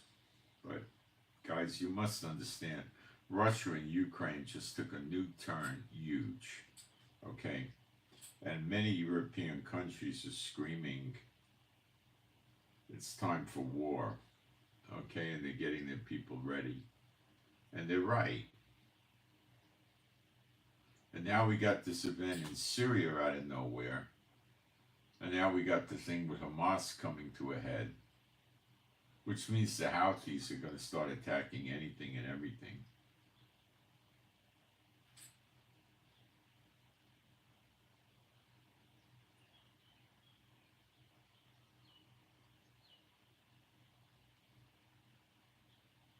The government of Israel limited access to the Temple Mount over Ramadan to those over the age of 55 or maybe 55 and older, and 12 and under. That was a smart move.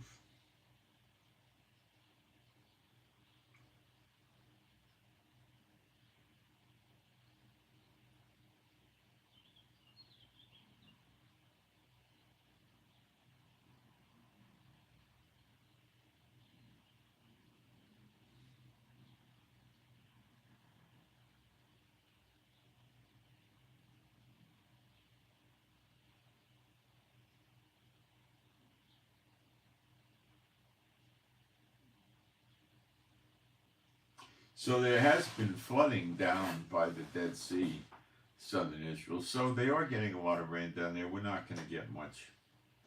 It's not raining now.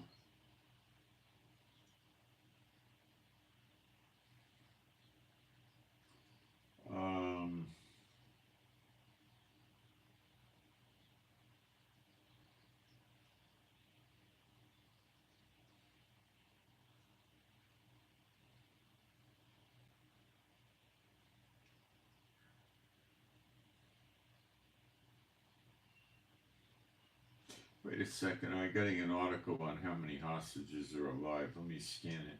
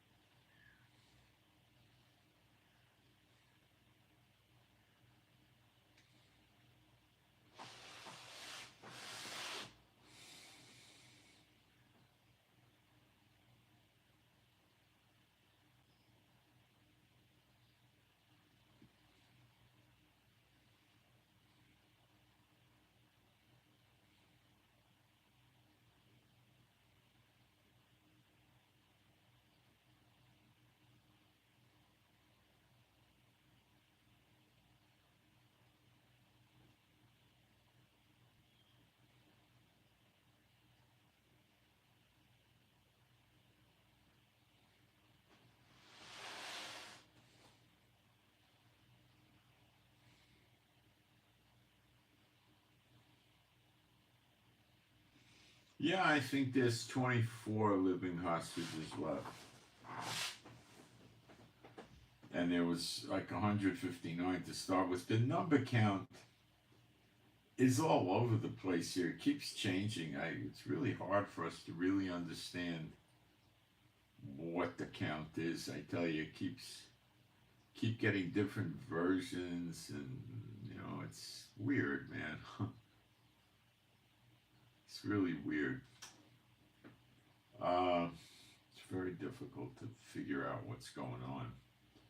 Let me poke into the chat and see if we got any questions.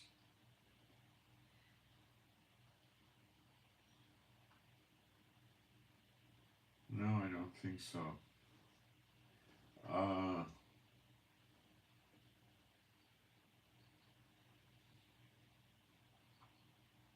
so, guys, Zechariah 12, they place a siege, which is not an invasion, around Israel. So I believe what's missing is Turkey, Iraq, although Iraq gets attacked with Iran, but Iran attacks America first. I believe we found that the other day. So America's attack is right close right now. So Russia might just be shining on Trump as they get ready. And they still got their sleeper agents, and it's going to come. We know it. And I think the pieces of the puzzle are moving together more and more.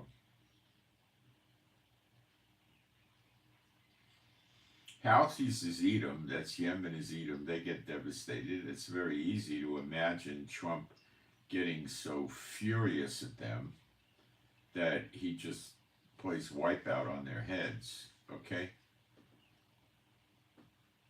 And that could cause Iran to attack them, to attack America. In addition, what Trump would likely do with Iran is him and or Israel or combo attack the nuclear facilities, which is not going to disable Iran's war capability whatsoever. You know my position on these so-called nukes they say everybody has. They also say they go to the moon. And that may infuriate Iran to go after America. But I think we're down to the wire on the hostages and Hamas. Hamas is down to their last what's the right word? Their last measure, device. And that is to kill the hostages if we attack. So we attack and they get on the internet and cut the throats of 2 or 3 hostages or grievously torture them somehow on TV, on the internet, and say, if you keep attacking us, we're going to keep doing this to more and more of them. And it's hard to guess what the reaction in the Israeli public is going to be, but what the newspapers should be doing is running headlines and saying, how do we know Hamas will ever return the hostages? Once we leave Israel, they'll just keep stalling us. Give us 1 hostage, 2 hostages, and keep stalling us while Iran loads them up with missiles. They could come in through Rafah. They could put boats into Gaza. They want to have piers. They want an airport. It's psychosis that we would go along with that. What do they think we are, morons? So things are, going to blow. We've been waiting and waiting and waiting, but it got to have an end, right? It can't go indefinitely. It's got to come to an end.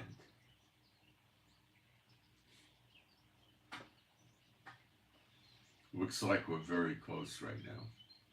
We've waited and waited and waited. We're all busted up. We're lonely, detached by ourselves. We got issues with family, friends, co-workers, employers, neighbors, relatives. We're unchurched by choice, which is the right choice. And, a lot of us got, health problems, economic problems, family problems, all kinds of problems. So we can't wait for this to happen. And I think we're not going to be disappointed much. Well, we're not disappointed. We're frustrated it hasn't happened yet. And we have to watch these Satan bots run around, running the world like complete morons. And, it's very painful to watch, as we all know. And have to put up with it, worshiping other gods in the countries, graven images, And Israel is maybe worse than the other countries. It's terrible here, But God gets us through it. And it, believe it or not, it does build up faith. Oh yeah, it does. It really does. And it's probably the best thing for us as well. See, our God, Jehovah, is so powerful. He can do things simultaneously and trimultaneously and quadmultaneously and quintmultaneously. I'm making these words up, you know. He can do many, many things all at the same time, and you wouldn't understand, nor would I, probably not. We wouldn't understand that he's doing it this way, but he is. See, his intelligence is infinite. It's immeasurable, in my opinion. You can't measure it. Okay? You can't. So, whatever level of intelligence he needs to do what he wants to do, it's available. And his power is, I believe, infinite. He has total power over death, doesn't he? Of course. So he has infinite power as far as I could tell, and whatever power he needs to draw on is available to him because it doesn't have a limit.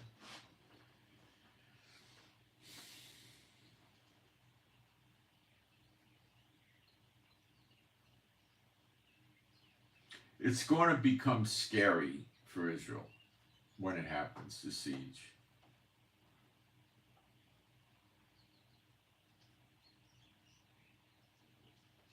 But they're going to be delivered by the two witnesses who burn the enemies up, right hand and left hand. Now the word for burn, the burning up, the fire, rather, the word for fire can mean lightning or fire. And when you think about it, it's probably going to be at least many hundreds of thousands of people. It's not going to be 20,000 people, you know. It may be in the millions. Or it may be a million or something like that. And they're going to burn them up. Now, it's hard to imagine them getting burned up by fire like this, you know, coming out of the mouth. Think about it. But it's a lot easier to understand it as lightning coming out of their mouth, that of course will cause the fire to burn the people up and turn them into ashes. That would be fairly instantaneous lightning, you know. The fire to burn them up would be quite a few seconds, I would think. And that would probably be painful for them with screaming and yelling and all of that. That doesn't mean it's not going to happen.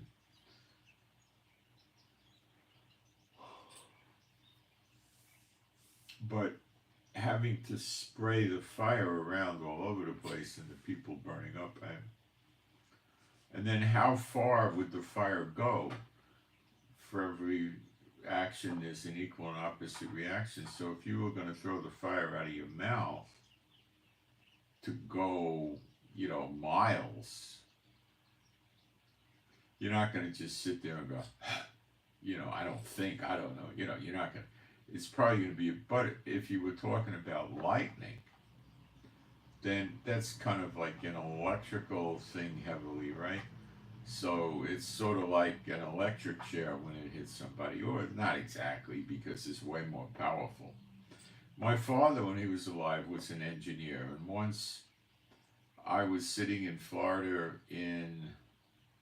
by my desk, by the yard in the front, by a big tree, a big old tree, and I had a internet set up back then, which was, I think it was a dial-up. It's a long time, about 30 years ago.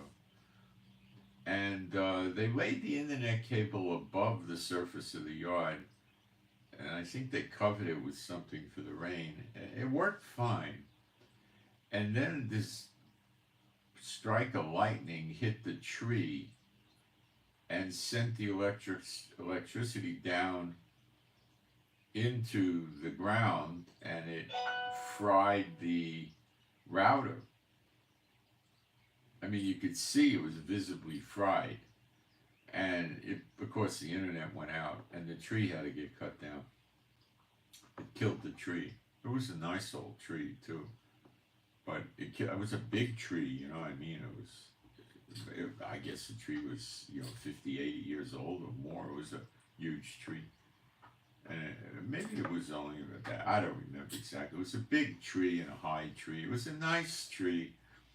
Killed it, of course. And I was talking to my father about it, and I said, I had these, little things in there that would stop surges of electricity. A power strip with a surge protector. And he started laughing at me. He said, no, to get a surge protector to stop lightning, the surge protector would have to be the size of your house. See, I didn't realize that. Now, if the electric company has some sort of a spike surge in their artificial electricity generation, yeah, your surge protector is probably going to do some good. In other words, it breaks the switch. As soon as the surge hits, it immediately breaks the switch so the electricity doesn't get into your appliance that's plugged in. But it probably contains a little bit of the surge, but if a big enough surge from lightning is coming, it's the amount that gets through before the switch could get closed isn't going to do any good, and it probably passes the electricity through, even though the switch is closed. The proximity is so close that the electricity probably just jumps through and gets into your appliance. I didn't lose any appliances on that deal, except the router, which was an appliance.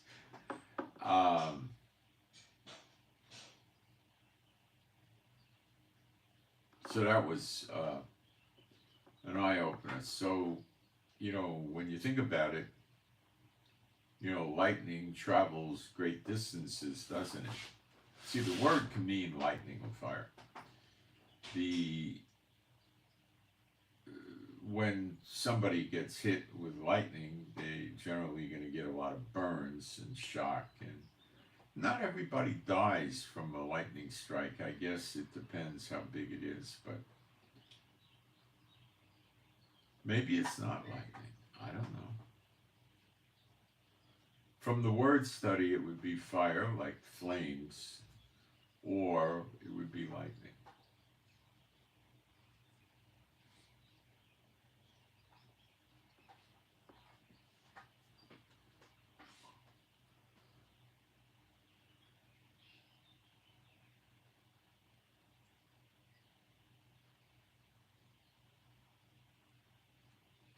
Don't know. So if war breaks out in Europe, you're going to see a lot of wicked stuff going on. You're going to see Russia fighting against NATO, against the European Union, with the help of Iran, Iraq, and Syria, and Belarus, and a couple of the stand countries, like, I don't know, Armenia or Azerbaijan are going to be in on it, I believe. And you're going to see destruction rage across Europe, because they're going to be using aircraft, missiles, drones. They're going to be not heavily relying on infantry with tanks and artillery and mortars. They're going to be more relying on things flying through the air.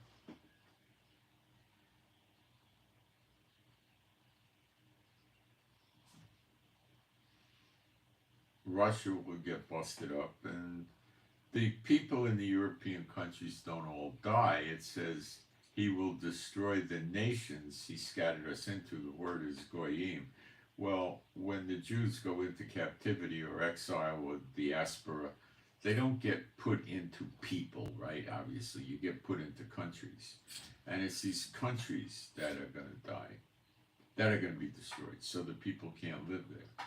So that will have to coincide with the next great Exodus, which happens after Zechariah 12, 6 and 10, because that happens, it begins to happen when Yeshua appears in the clouds, which is when, before then, I would say maybe, I don't know, it could be seconds, minutes, days, you'll see the moon turn black and the sun turn to blood. And that is the sign that Yeshua is getting ready to appear in the sky. And Revelation 1:7, every eye shall see him, but only the believers and the Israelites, including the lost tribes, are going to be converted, have the Spirit poured out on them previously. And all the true believers and the Israelites will receive this everlasting life. And then will commence the next great Exodus. I don't necessarily see the next great Exodus out of Europe happening before the redemption. I doubt it would. I don't see it at all. So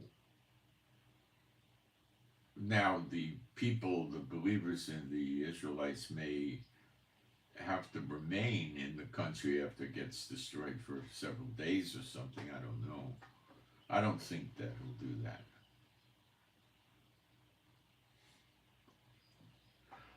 I don't see it.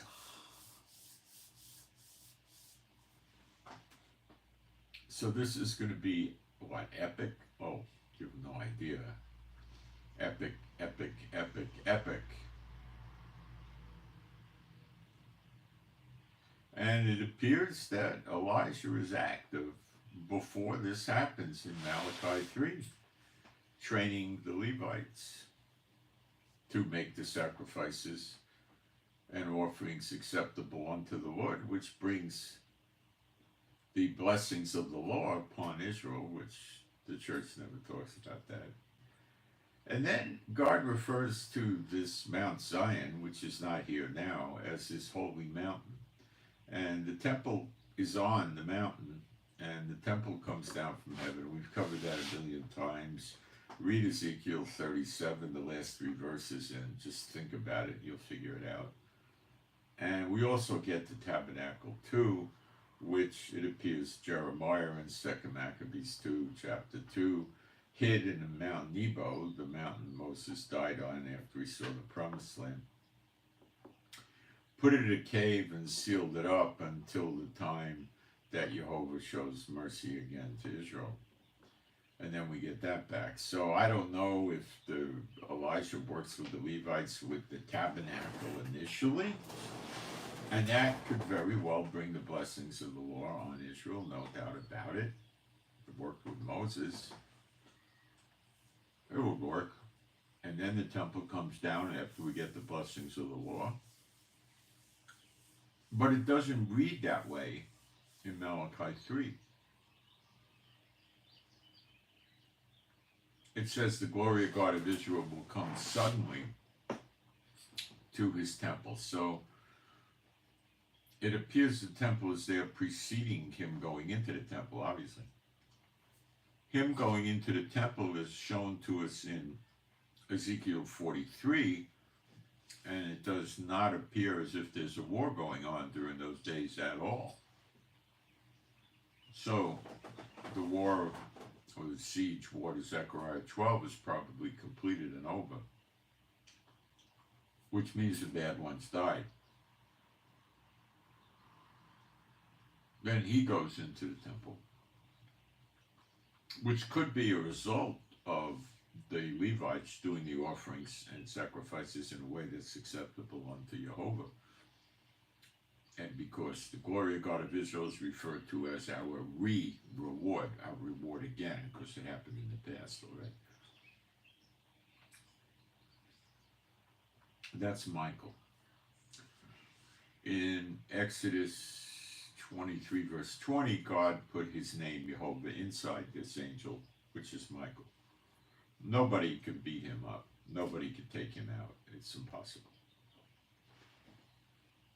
He's the one that flung Satan out, I believe.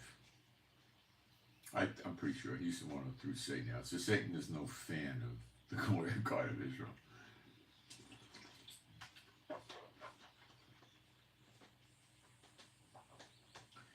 But With Satan, it's like he has a big tattoo on his forehead that says "Born to Lose."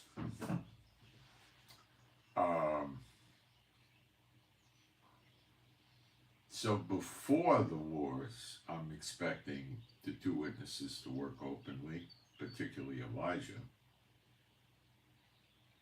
and Apostle John. They'll both get launched at the same time, I believe. They're both in Israel now. He sent them out 2 by 2. I believe they'll both go out at the same time. And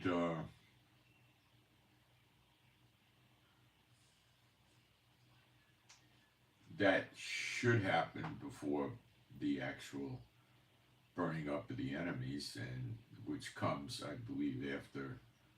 It may come before Yeshua appears or after. I don't know.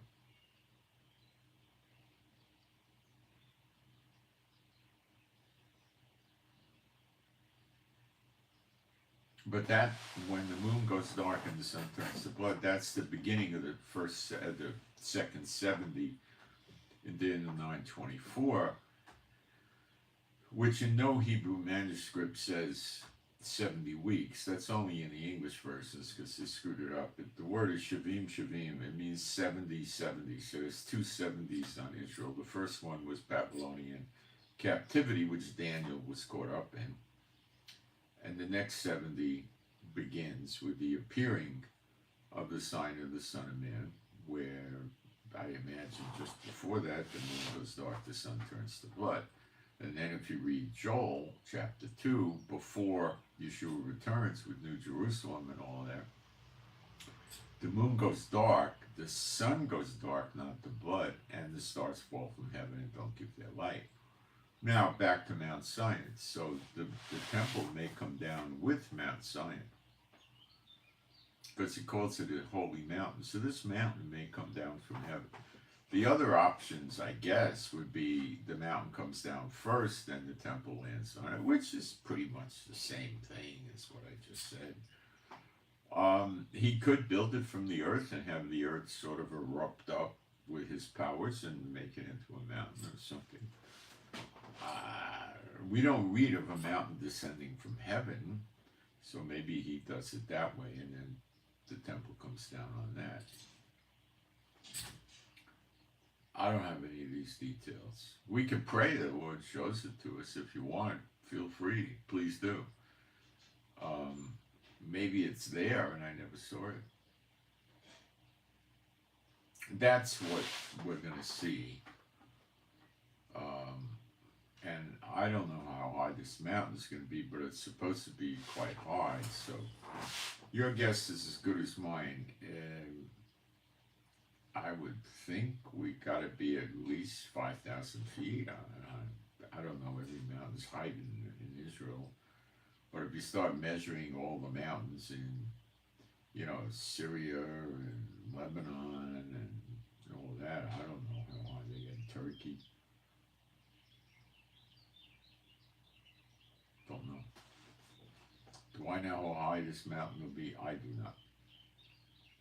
I know Israel is hurting for rain, and when Yeshua appears, it's going to be like the morning, like the early and the latter rain, so there'll be a lot of rain, but the weather will probably be nice.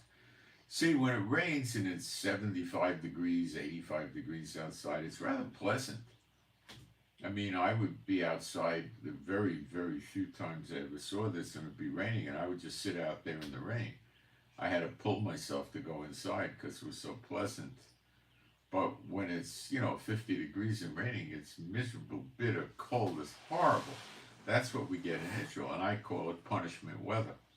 I don't have a scripture for this, but I don't think we're going to have the same weather.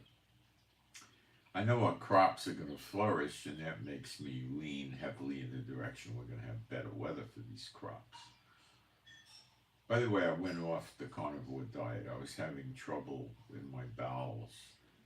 It was, I have a hernia too, an inguinal hernia, so I think the 2 were too much for me. I had to cave it in. My wife is rather disappointed, but I just didn't think, I think I did 5 or 6 weeks. I lost weight, I felt good, I liked the way I felt better than eating the regular regular food, so I think the only way I can really function, I had a really bad 2 days, I really did. I had to really pray to the Lord, and he finally brought me out of it. I was exhausted, and I mean, I was going to the bathroom like 5 times in a row, but it was, I don't want to go to the details, but it's not for people with inguinal hernias. We're not supposed to eat a lot of meat. We're supposed to, a lot of people don't eat much meat at all. They'll eat a little piece, and, you know, you could eat fish, and, you know, but I intend to eat meat and eggs still, but not exclusively. I'm not gonna go for bread and junk, like, you know, ramen noodles or soup mixes. Well, the weather's changing anyway. I'll probably throw that stuff out. It's junk anyway, and I'm just not gonna put bread in the house. No bread, no rolls, so I'm not gonna get off on that. And that was 90% of my problem. It really was. I'm gonna go with vegetables and fruit, and I'll still eat meats and fish and cheese and eggs, which is what I'm gonna do. But I think if I just throw the junk out of my diet, you know, and I'll eat dried apricots, dried mango without sugar, raisins, bananas and apples and tomatoes, and, you know, regular food like that, I'll be fine. I would have stayed on it if this didn't happen. I would have stayed on it, but it did. My wife's theory is that the stuff clung to your large, small intestinal walls gets cleansed off the walls when you do this, and that's what was causing it. She might be right. I don't know.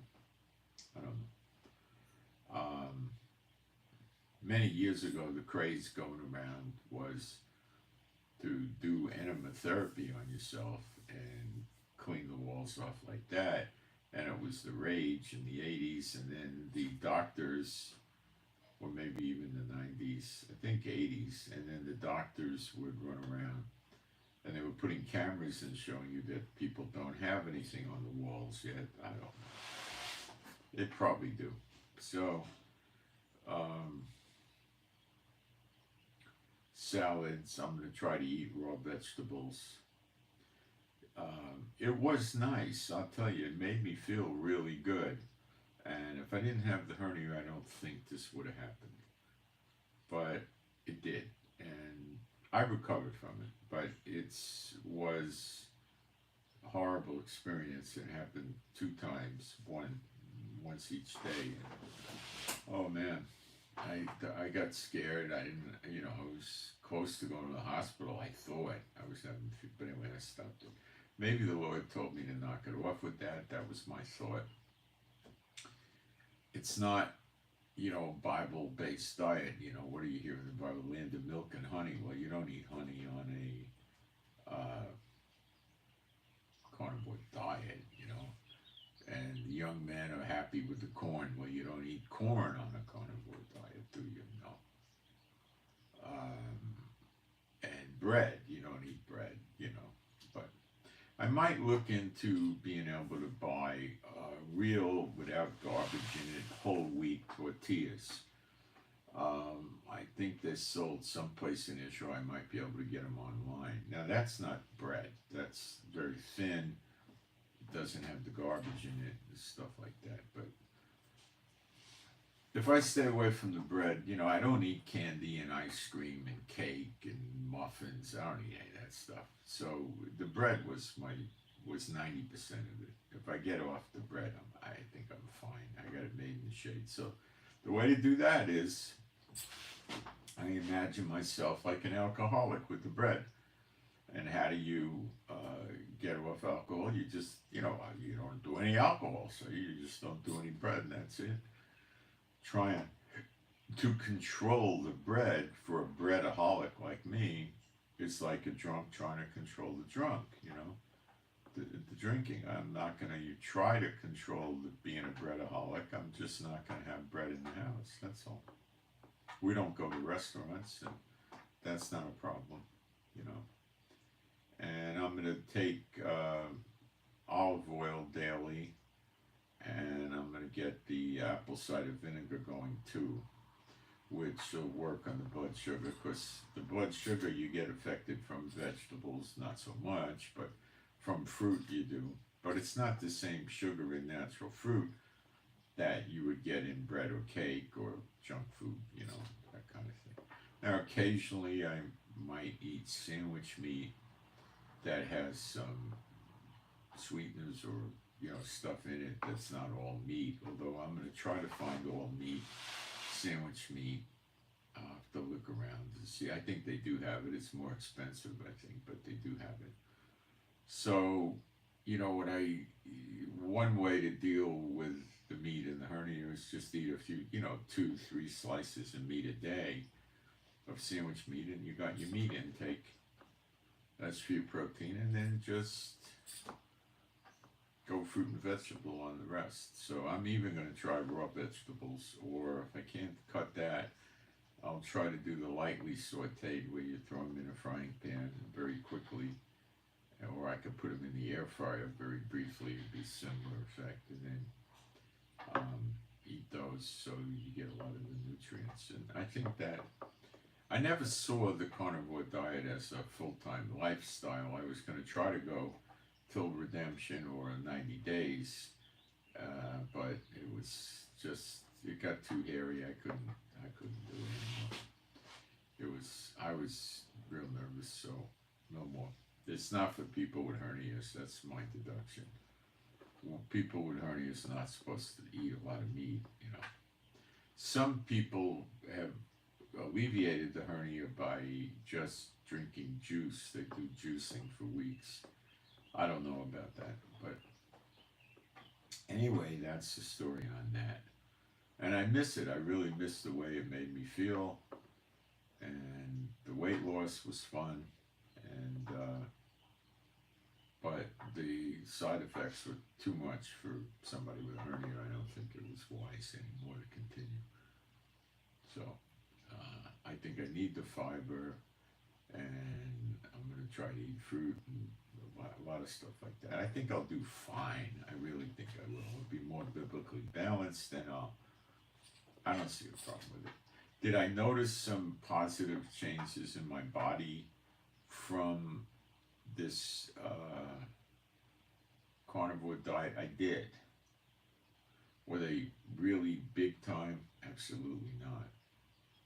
But again, I'm doing a lot of red light therapy daily, so did I see a lot of changes from the red light therapy? Oh yeah, I did. Oh yeah. But I don't think the red light therapy was able to make a lot of changes, and then the diet also. Now, had I made it 3 months, I might have seen other changes. This is, I don't know, but I did see some changes for the better that were rather subtle, but nothing that crazy. I was still coming to the bed in the late evening, and I'd put the iPad on, and I'd have no food for hours, and I'd fall asleep like I did when I was thinking it was from carbs. And then I would sometimes eat just meat and or cheese when I was in the bed with the iPad going through the news or whatever I was doing, and it would make me fall asleep, and that had 0 carbs. So I think I was blaming that dozing off of falling asleep on the carbs when it was really not necessarily that. Now, I know a few times I really fell asleep with a weird sleep, and that might have been from too many carbs, but that was a rare thing. So I think the enemy is the carbs and the artificial junk food, and that's what I'm going to stay away from. So those are my experiences. So it does seem to be a effective way to lose weight effortlessly, because you don't get hungry on the carnivore diet. If you do, you just go eat some meat and cheese, and you're not hungry again. It does work well, so you don't have the hunger. and you don't have the ups and downs from carbs, which I think you can bypass by not eating the junky carbs, artificial. You know, that's my take on it. So I talked to you about the carnivore, so that was it. If I didn't have the hernia, I probably would have stayed with it. I don't think it was healing the hernia, I think it was making it worse. And I didn't like that, and I was getting nervous and scared about what it was doing, and I didn't want to wind up in the hospital or something like that. So I felt the Lord was showing me, okay, you got to pack it in, and I did. So it's more interesting eating a healthy diet with many different things. The carnivore thing can get a little boring because the variety is not there, and then what you try to do is use these like carnivore bread, carnivore tortillas, carnivore soup, and you know, it does look and even taste and feel like what it's imitating. It really does. It's remarkable how my wife could do that, but it's still meat, you know, and you know.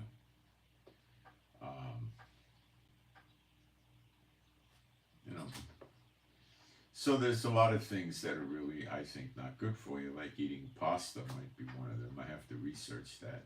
If there's a good pasta to buy, I don't know. I have a feeling it's all bad. But, you know, I like eating pickles and stuff like that. I don't think that's bad for you. Anyway, so I really think we're very, very close to it. I'm watching it, and I think the Lord's going to pop it all on the world at just about the same time, so they're not going to know if they're coming or going. I don't quite understand what's going to happen to the countries in South and Central America yet.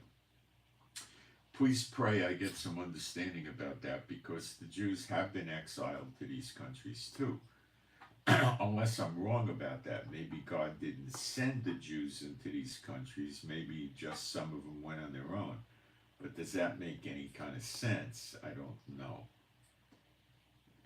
Are you following me? I don't know. So let's pray that I get more insight into what's going to happen to Central and South America, and if the Jews were really exiled there. I know there's a large amount went to Mexico, which would make me think they were exiled there. But in some of these other countries, there's not that many. Now, Argentina has a lot, so they could have been exiled there. That is a dilemma, because I don't see anything going down in South and Central America right now. Nothing of any significance. So that's beginning to get me concerned. Maybe I know that there's Jews in all these countries in Central and South America. I've looked it up online. They tell you how many, too, with their estimates. So that might not be God didn't send them there. They just went on their own. The two exceptions that I'm pretty aware of would be Mexico. Maybe exceptions is Mexico and Argentina. Let me think anywhere else. They're in every one of these countries, but I don't think they're in any large numbers other than perhaps Argentina and Mexico. Now, I know they were in South Africa for a long, long time in pretty substantial quantities, so I imagine they're exiled there. But I mean, when you go through Europe, you know, there was a ton of them in Russia with the Tsar, and even after. They were in Spain and they got expelled. They were in Portugal, they got expelled. They were in the UK, they got expelled. They were in Germany and Austria and other European countries, and they got killed and put in camps. And there was a lot of, you know, they were in Romania, they were in Poland, they were in a lot of countries. And then maybe it is not every country. Maybe they were never in Finland or Norway or Denmark in any quantity. They could have self-exiled themselves, so to speak, there during the many centuries of captivity. That could be the case. See, So ask the Lord that we get some more clarity on this so we could, because they keep looking for something to break in South and Central America, and we're very, very close now, and I'm not seeing anything. They're not really at war. They're not really run over with Muslims driving them crazy. So maybe it's that this was not where he drove them. They might have just went on their own, even Argentina.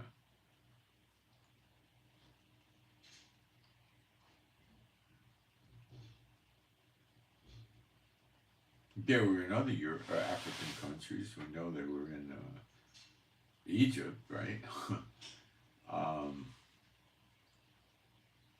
We know they were in Italy and Rome, right? That's another European country. So, I mean, it's a little interesting. And some of the countries are not affected, and that's, they bring the Jews back as an offering unto the Lord. So how could that be, bringing the Jews back as an offering unto the Lord, if they were not destroyed? Well, maybe those are the countries that survived, so they give the Jews some wealth and riches and transport them back to Israel. That could be too. So I don't know, guys, but if we pray, I think we'll get an answer, because there's no scripture that says we're never going to know the times and the seasons or the day or the hour when these countries go, and we're not, in which countries they are. So I think that prayer will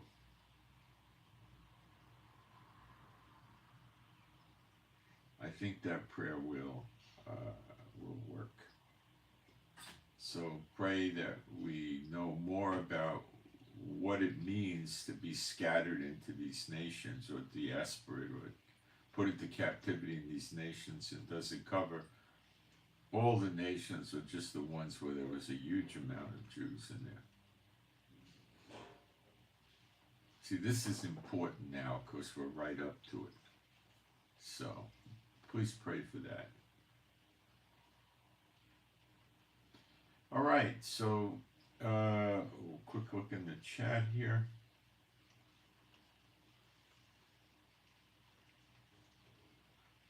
Yeah, the siege is only partially in place now in Zechariah 12. It's not completely in place. It's just partly in place.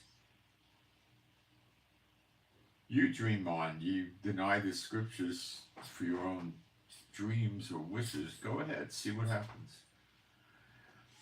Okay, so I'm Moshe, and my wife's Rivka, so please pray for us. Pray for our peace, safety, protection, joy, healing. Pray for our finances. And a lot of times I feel that we ride on your prayers. And pray for our animals and pets, which are all rescues, to be happy, healthy, and whole.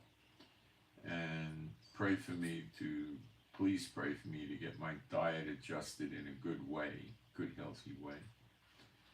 And pray for the peace of Jerusalem, and pray for better videos and we get more insights. Now we want to be concerned a lot with what happens to the nations as well. And pray for that. And since it's Friday, I send Shabbat Shalom to all those who love Yeshua HaMashiach. And I'm out, and you might want to subscribe if you want to stay up to date when things start popping, because I usually get the news out there 12, 24 hours before the mainstream social media guys, the big ones, do, especially with the Middle East. And please hit the thumbs up button. That'll take you 2 seconds, and it helps me get the video exposed to more people. 2 seconds, that's all it's going to take you, is 2 seconds. We'll see if anybody does it, right? I mean, that's such a minimal ask. Okay, I'm out. Thank you.